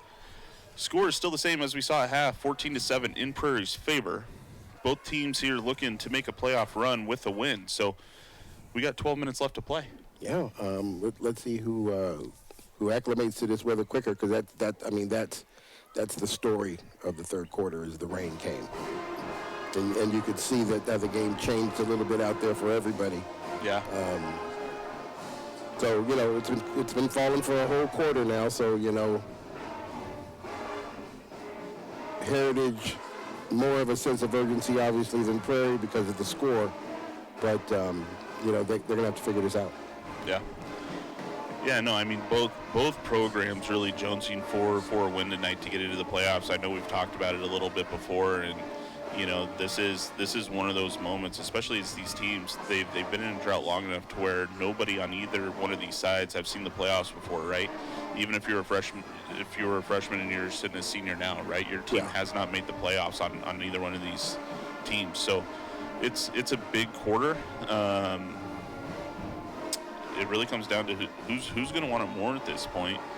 How do you secure How do you secure the ball? It's getting a little wet and slippery and sloppy out there. Sloppery too, yeah. And that's extra. You know what I've missed, man? What's that? I've missed you making fun of me tripping over my words up here this year. I certainly have. Slippery and sloppery. I like that. All right.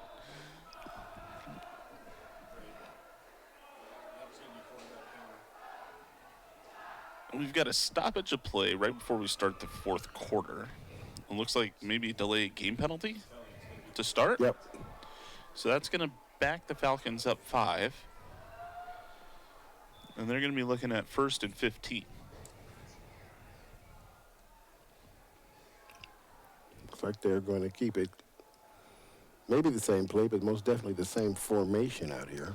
Yeah, Viju's got an empty backfield. He's got stacked receivers on both sides. Yeah, this is when he can take off, though, too. Yes, counter. Yeah, he's gonna keep it and run it up the middle. He does get slowed down by one of the linemen for the Timberwolves, and he's gonna get about a gain of 5, maybe 6.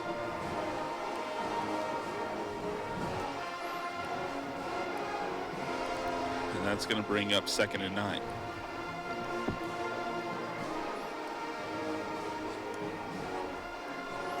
So even though it was a short tackle, it's a good stop there, because that definitely would have went for it a long way if he hadn't gotten a hold of his shirt.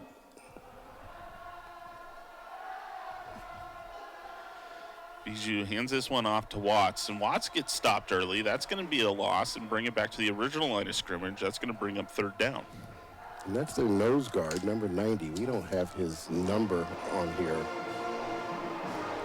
so I can't tell you who he is, but it is number 90, the nose guard, who has been very active for the Timberwolves tonight.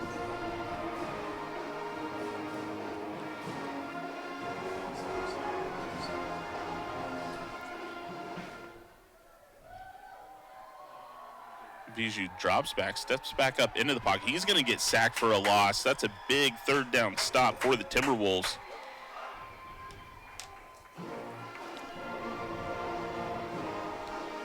And that's going to be Ethan Madlock on the sack there. So that's 2 sacks for the T-Wolves and 2 actually sacks for, I believe, Ethan as well. So good job there, 4th down. Looks like this will be the 2nd time we see Prairie's punt team out here. And the last time he didn't punt it too well. So no, this is Nicholas Merritt stepping in to punt for the Falcons. He does get away, and it is a much better punt than his first attempt, and that's going to take a Falcon bounce, and it's going to bounce out of bounds right at the 38-yard line. So the Timberwolves are going to start their campaign on their own 38. Just under 10 minutes to play.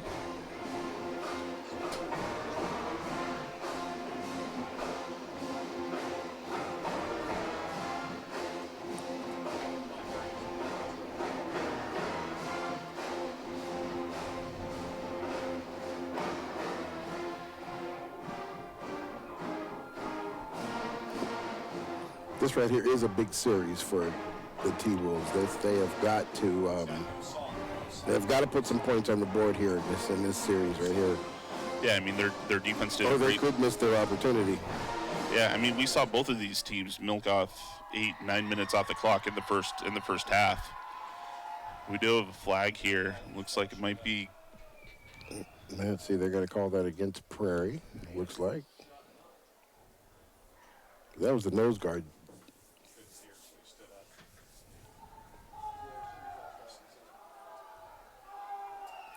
Oh.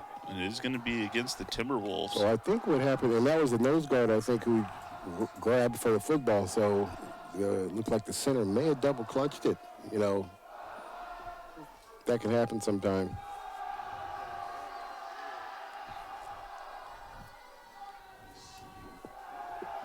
All right, 1st and 15. Owen Daly's got Clark just off to his left. He does hand it off to Clark. Clark fights his way up through the middle. This is a big run. He makes his way out to the outside. He's got one more to beat. He's ultimately pushed out of bounds at the 40-yard line. Big run for KJ Clark.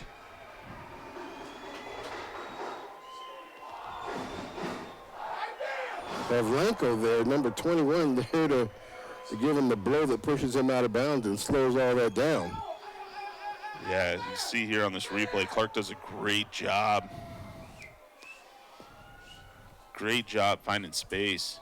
Big gain for the Timberwolves.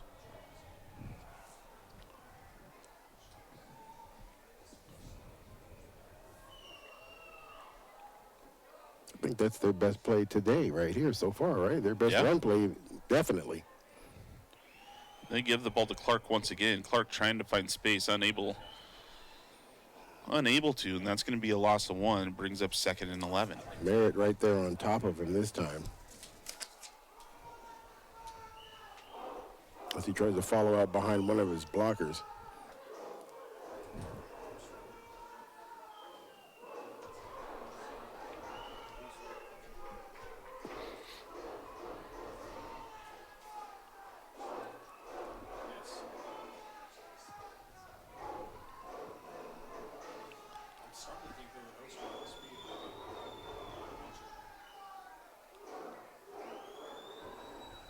Daly looking for Traylon McGraw. McGraw's able to go ahead and make that catch. He breaks away. He finds his way into the end zone for a touchdown. That's going to put another 6 points up on the board, 1 away from tying this football game up. Great reaction to the ball there for Trayvon.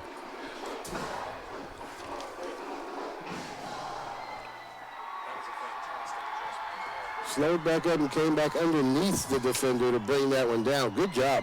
Great job by that young man. And that's the big play that the Timberwolves really needed to get back into this. Both teams have been extremely stingy with their defenses here in the second half. Omar Ramirez is going to attempt the extra point for the Timberwolves. And the kick is good, so that does tie this football game up at 14s all around. All right, and I just said this needed to be the series. They put some points on the board. We're going to show this again. Great adjustment there by the receiver to get underneath that ball and bring it in for the touchdown.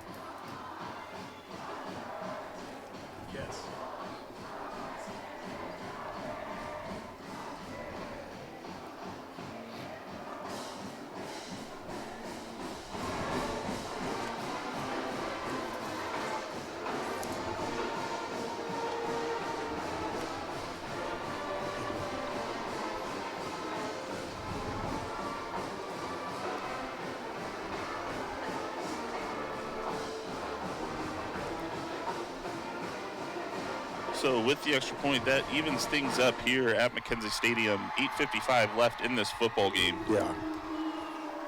If you're just tuning in on Comcast channel 328 or on Evergreen Public Schools YouTube channel, we want to welcome you. This has been a great game so far. Just as a reminder, winner does go to the playoffs. Loser is out for the season. So it's a big game with lots on the line for both of these teams.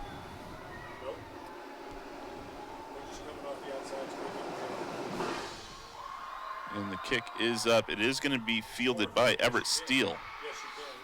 Steele trying to cut his way out to the outside. Cuts back inside. He's got a big hole. He finds his way. He's going to bring that one out to the 40-yard line. So the Falcons are going to start their possession with good field position.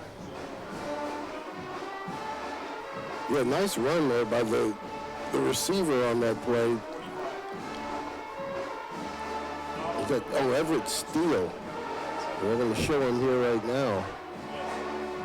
Does a good job. There's the space. Now cuts that back. Just the pursuit caught up to him, or he would have been gone. Yeah. 2 running backs in for the Falcons. This one's going to be handed off to Tommy Vick. And Vick's still going. Running, but we have got a penalty flag down there. Right about the point of contact. It looks like it might have been a hold. It looks like that's what's going to be the call.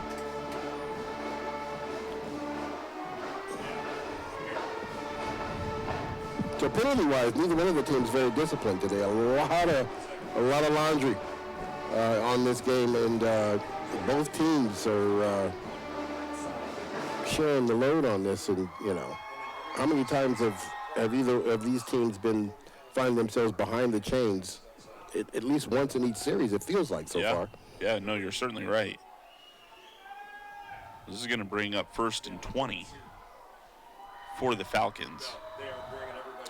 Back to the normal one-back set. Viju dropping back, looking down his left side. He's looking for Tommy Vick. Vick unable to bring that one in as it falls between his fingers. That's a hamstring, dude. That's a hamstring. Kind of short on that one a little bit. It looks like he may have just a bit out of reach for him.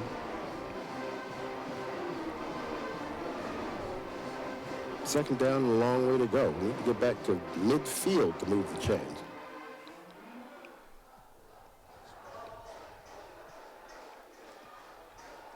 Tommy Vick's going to check out, and checks in Daniel Carbajal.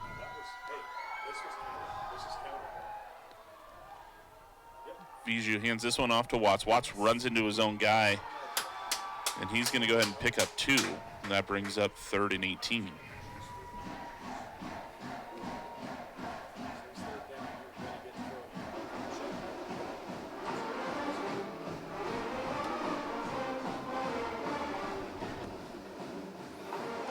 Heritage defense has stiffened up quite a bit here in the bottom half of the third and the beginning of this fourth quarter.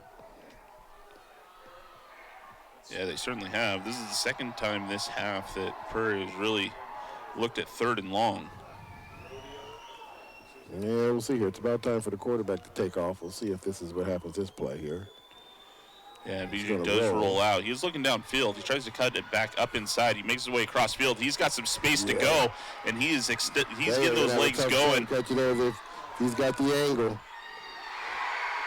And that's a big run for Bijou. He's ultimately brought out of bounds at the 10-yard line. Big run there by Devin Bijou. That's what makes him dangerous when he comes back across field. He is just fast enough to outrun just about everybody. Kind of sets up and then takes off right across the backside of the field here where nobody is. Running past defenders. Great angle here. Ultimately, it's Dakari Bradford that brings him. Saves the touchdown there. Yeah. So Prairie's going to go ahead and call a timeout. Probably give the quarterback a breather. Probably. They are sitting 1st and goal on the 10-yard line.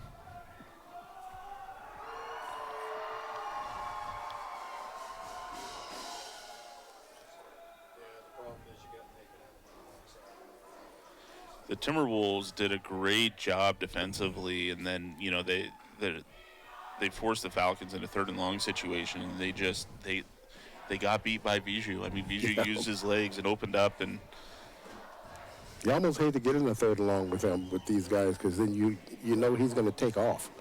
Yeah, yeah. I mean, he's either going to make a big completion or take off, and I don't know what's more dangerous.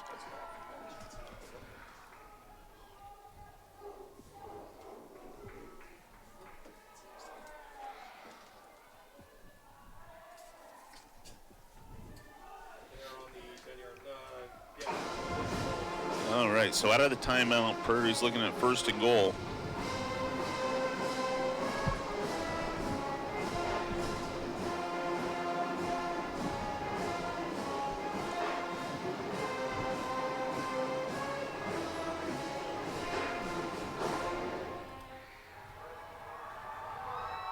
Direct snap to Sam Watts. Watts up the middle. He's going to pick up, looks like about 6. And that's going to bring 2nd and goal from the 4.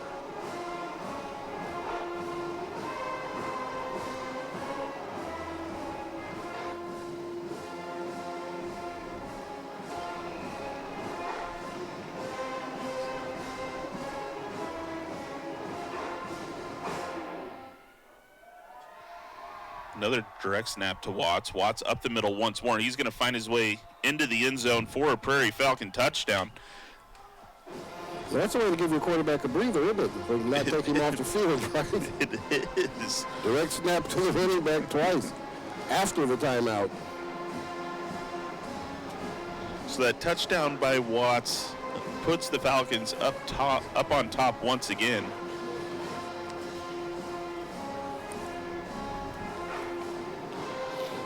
It's going to be Isaiah Ojeda who's going to be attempting the extra point.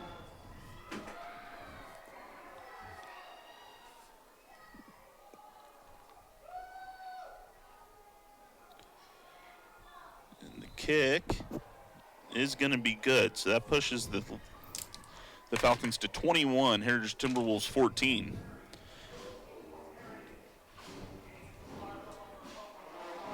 Good shot of the extra point there. So here's the difference between the first half and the second half. First half, kind of methodical. We're kind of moving down the field, if you will. Second half here, 2 big plays. Yeah. On either side. So, you know, I mean, and that's what happened when the rain comes down. You know,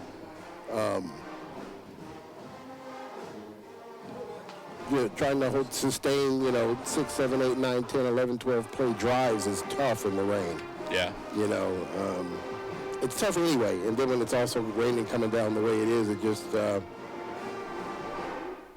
lowers the percentages for being successful when you have to drive that long. And both these teams have made big play touchdowns here in the second half. Here we're going to see a replay of the Sam Watts touchdown. He just barrels his way up through the middle and finds the end zone.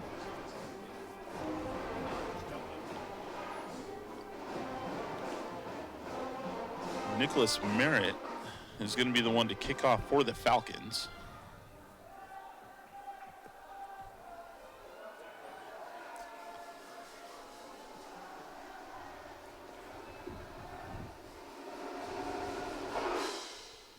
I guess they've given up on that. Ooh, pick it up. Yeah, McGraw bobbles the catch there. He's able to pick it up. And he's going to be brought down at the 21-yard line.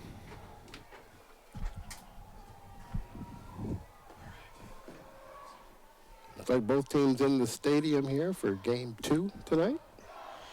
Yeah, game 2 is going to be Mountain View versus Evergreen. Evergreen looking to solidify their playoff position tonight.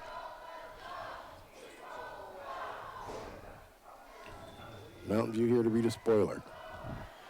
They are yes, and you know it's crazy because Mountain View Evergreen is always a great rivalry. The only thing Mountain View really has to play for tonight is to be the spoiler. Mm-hmm. KJ Clark gets the handoff here, and he's going to go ahead and pick up just a few. He did drop the ball. They're going to say he's already down, though. So still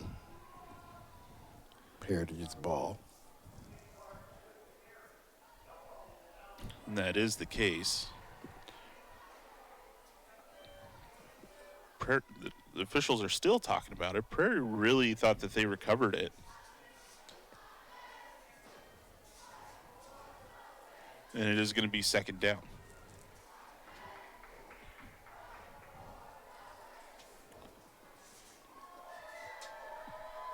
So that's going to bring up 2nd and 8.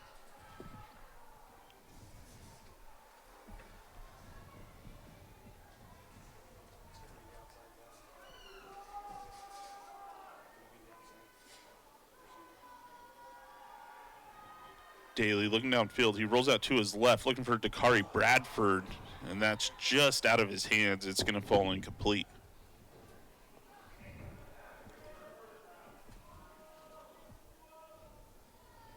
Dakari Bradford late coming off the back side of that. It looks like that was a designed play to pick him up coming on the other side. Then he rolled out that way, tried to put it on him just a little too high. It looks like Braden Oster and KJ Clark check into the game.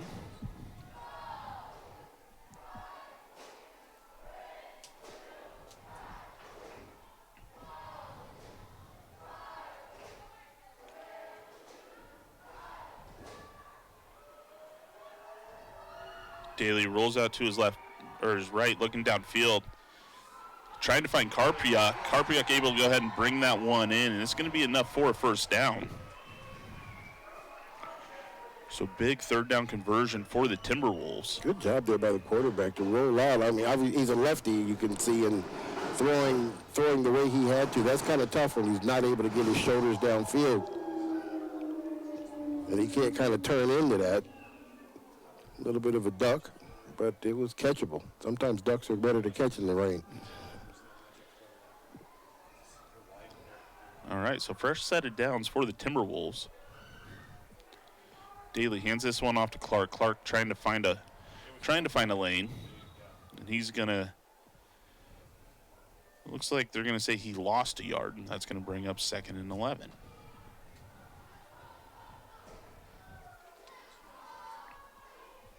Prairie's defense doing a good job stringing that out. Not letting him find the edge as he tried to go inside. Looks like a designed inside play, and he tried to bounce it to the outside. And Prairie a whole lot quicker to the edge than he was, and was able to lose yards on that.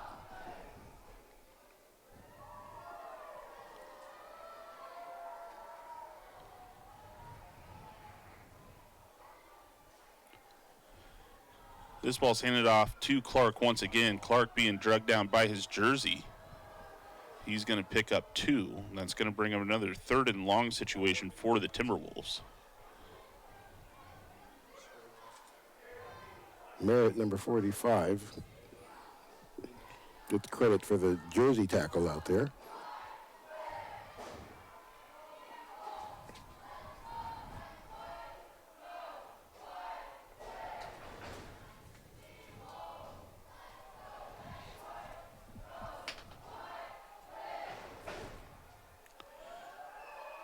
All right, 3rd and 9 for the Timberwolves.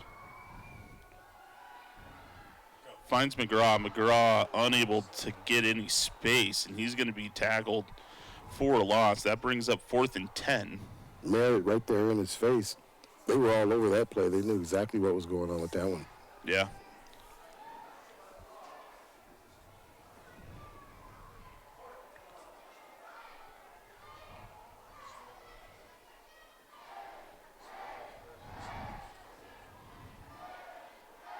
It looks like the Timberwolves offense is going to go ahead and stay on the field for this 4th and long situation.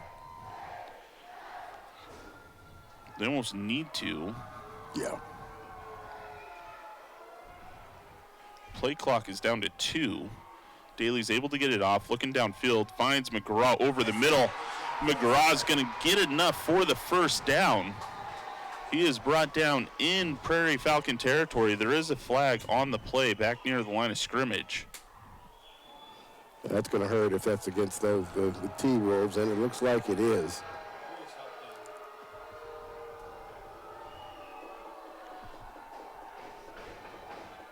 Great offensive play. He was blanketed by the corner on that play and still able to bring that in. Yeah, that was a big play by McGraw to bring that down, but that's going to back him up. Another 10, so now we're in a 4th and 20 situation for the Timberwolves.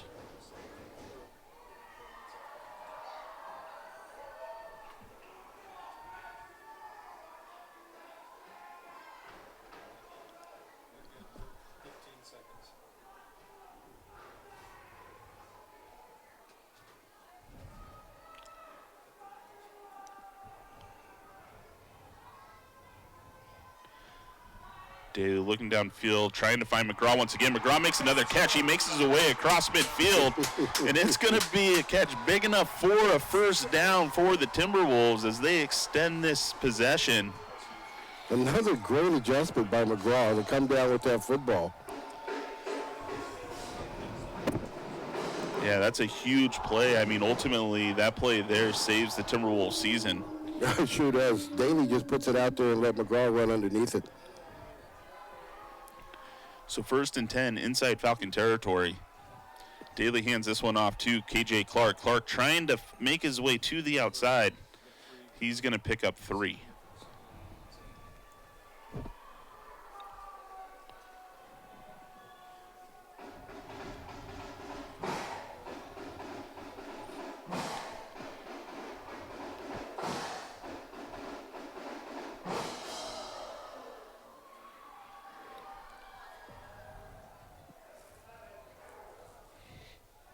Timberwolves facing 2nd and 7.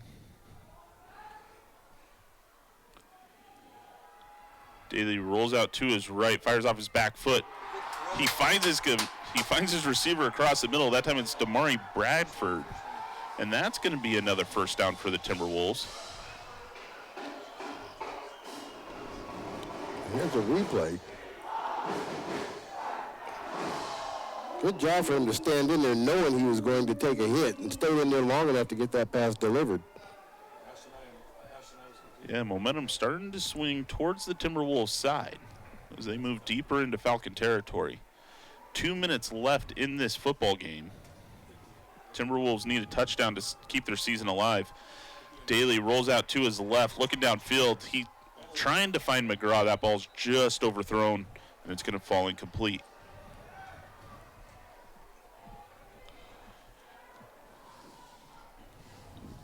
The incomplete pass stops the clock. Timberwolves do have all 3 timeouts remaining still.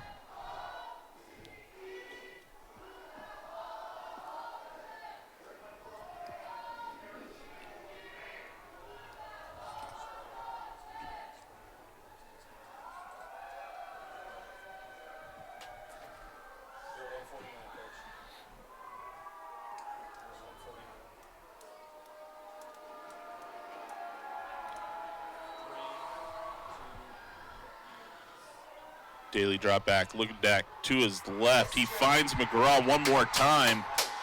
He's going to be brought down at the 20-yard line. It'll be enough for another Timberwolves first down. McGraw losing his shoe on the play. 2 big catches by McGraw on this series.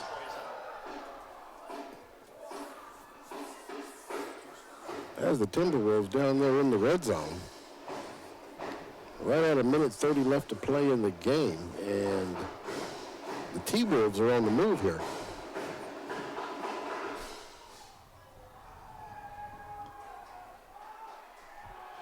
All right, this ball handed off to KJ Clark. Clark making a big run up the middle. That's going to be a gain of 8.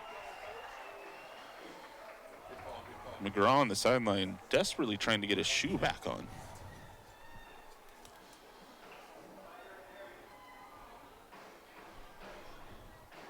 Handed off to Clark one more time. This time Clark's looks like he picks up 1 on the play. That's going to bring up 3rd and 2. Merritt there in the backfield, not able to make the stop. Did get him by his jersey, but he was able to break free from that. And the Timberwolves are going to go ahead and take a timeout here.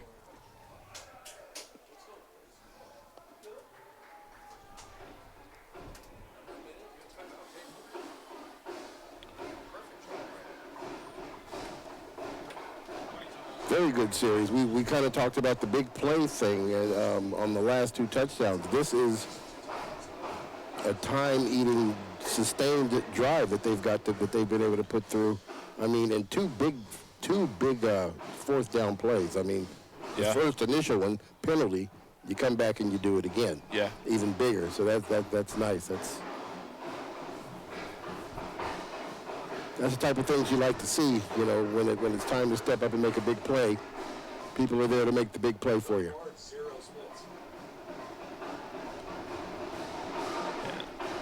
So coming out of the timeout, 49 seconds remaining in this football game. The winner of this game will advance to the playoffs. the loser does have their season ended. So Heritage needing a score here. They're facing 3rd and 3 from the 12-yard line.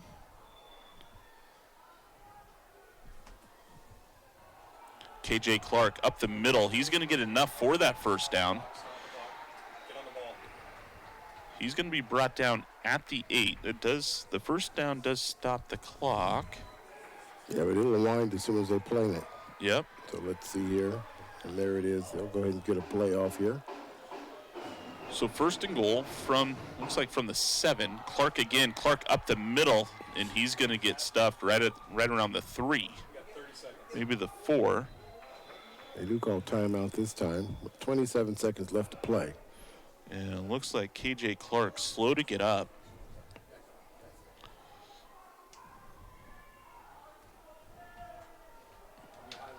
Well, you don't need to see that, because if they're going to end up going into overtime, you definitely want your starting running back ready to go, or at least the running back who started this game. Right.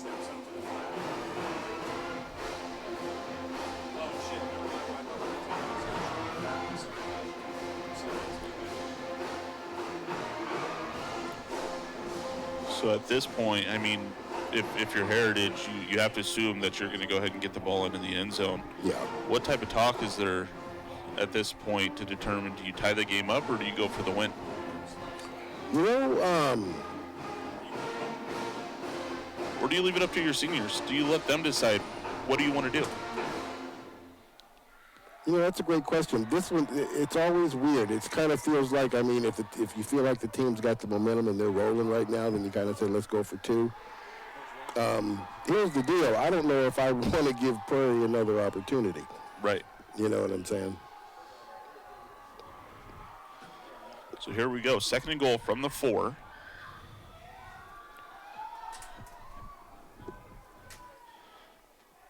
Daly decides to keep it. Fires over the middle. That one's going to be just long.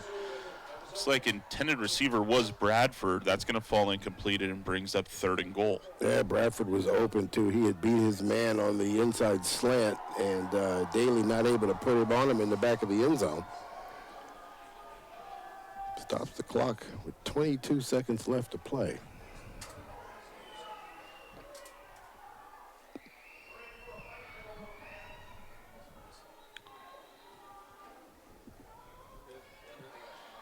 All right, looks like Prairie's going to go ahead and burn a timeout here.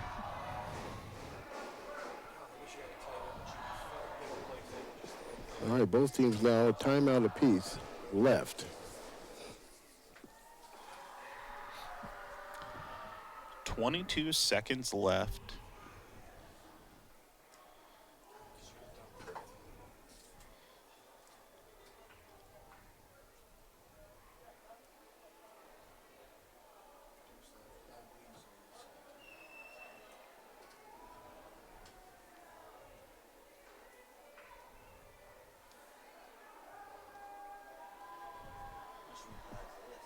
The rain's still coming down real hard out there.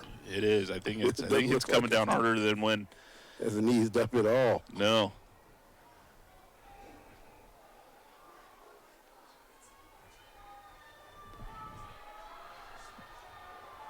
All right, and here we go. 3rd and goal from the 4. The Timberwolves need to find the end zone.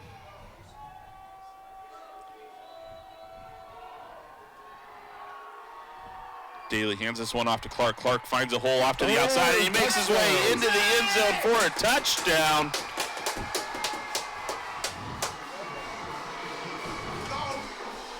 Timberwolves offense doing what it needs to do to find the end zone. And now the decision needs to be made. Do you go ahead, do you tie this football game up with 18 seconds to force overtime? Or do you go for the win with a 2-point conversion? The Timberwolves do use their 3rd and final timeout to talk it over.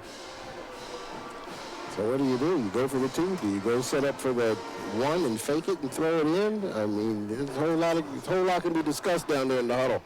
Yeah.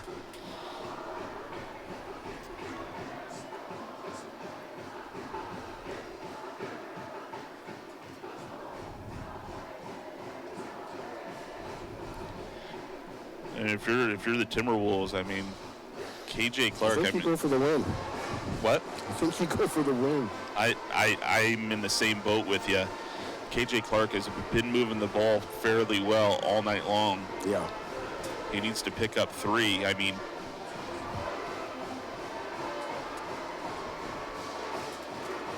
all 3 of the playmakers are right there, 2, 4, and 1.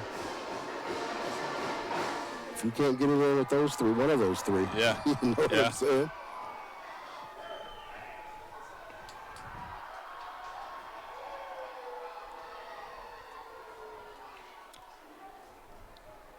All right, and they are going to go ahead and go for 2. They are going to go for the lead here with 18 seconds left on this 2-point conversion. And Prairie is going to go ahead and burn their final timeout as the chess match continues. Exactly. Well, we know there won't be an overtime. That is. There will not be OT. There will not be OT tonight.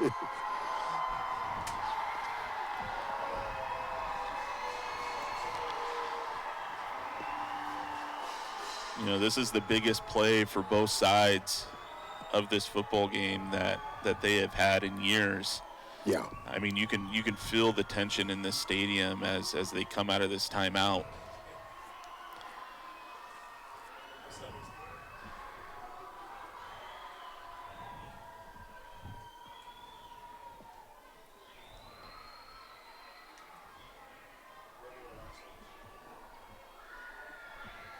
Yeah, both these programs had starts this year that nobody really anticipated. So, and then for it to come down to this as the last game of the season it's what high school football is all about, right? Yep, it really is.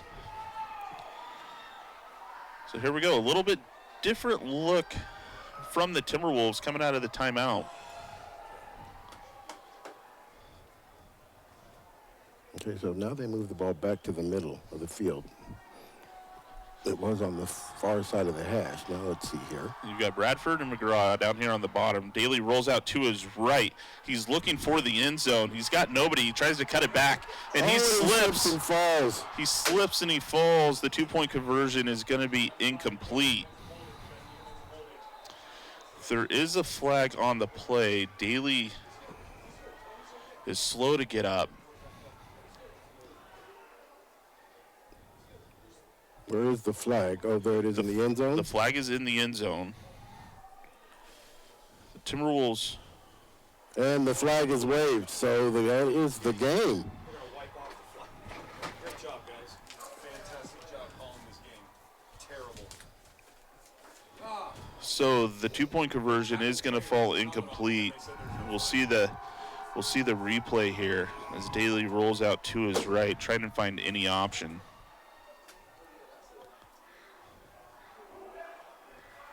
Okay, so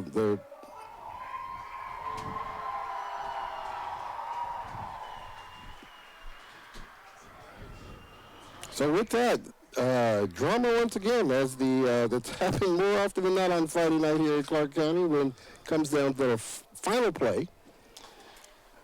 It does come down to the final play. So Heritage will be required to kick this football off. So you have to assume we're going to see some sort of onside kick here. The coaching staff for the Timberwolves are saying that the time needs to be adjusted. Looks like time ran off during the 2-point conversion. There should be 18 seconds left on the clock. Well, there you go. 18 seconds.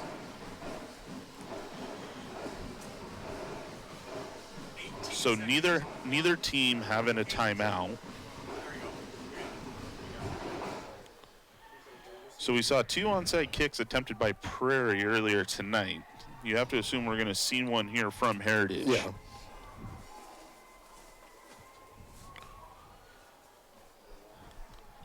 This also brings you back to the first extra point made by Prairie tonight. Mm-hmm. As this has turned into a 1-point game. Yeah, it sure has.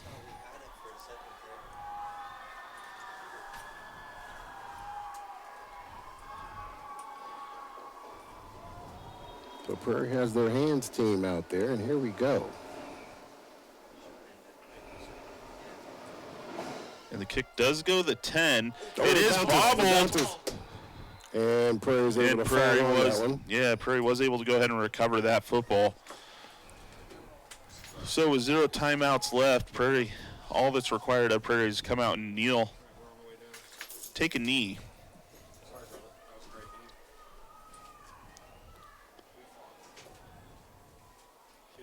Hard-fought battle here by the Heritage Timberwolves. It really was. I mean, they had a season no one really predicted. They fought hard all year. They're ultimately going to fall just short.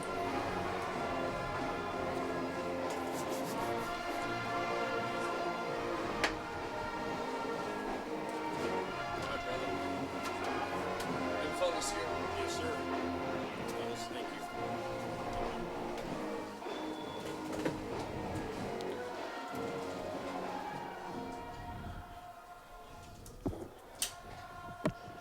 Devin Viju is going to go ahead and take the snap here. They are going to go ahead and take a knee, and with that, that does send the Prairie Falcons into the playoffs as this game ends with the Falcons beating the Timberwolves 21-20. Right, that was a great first game of our doubleheader tonight. Yeah, it sure was. It sure was. Sad thing about this, as well as both these teams played this year, and as well as their season ultimately was, that there had to be a loser. Yeah. You know, but both these teams are young. They got all-stars all over their squad on both sides, and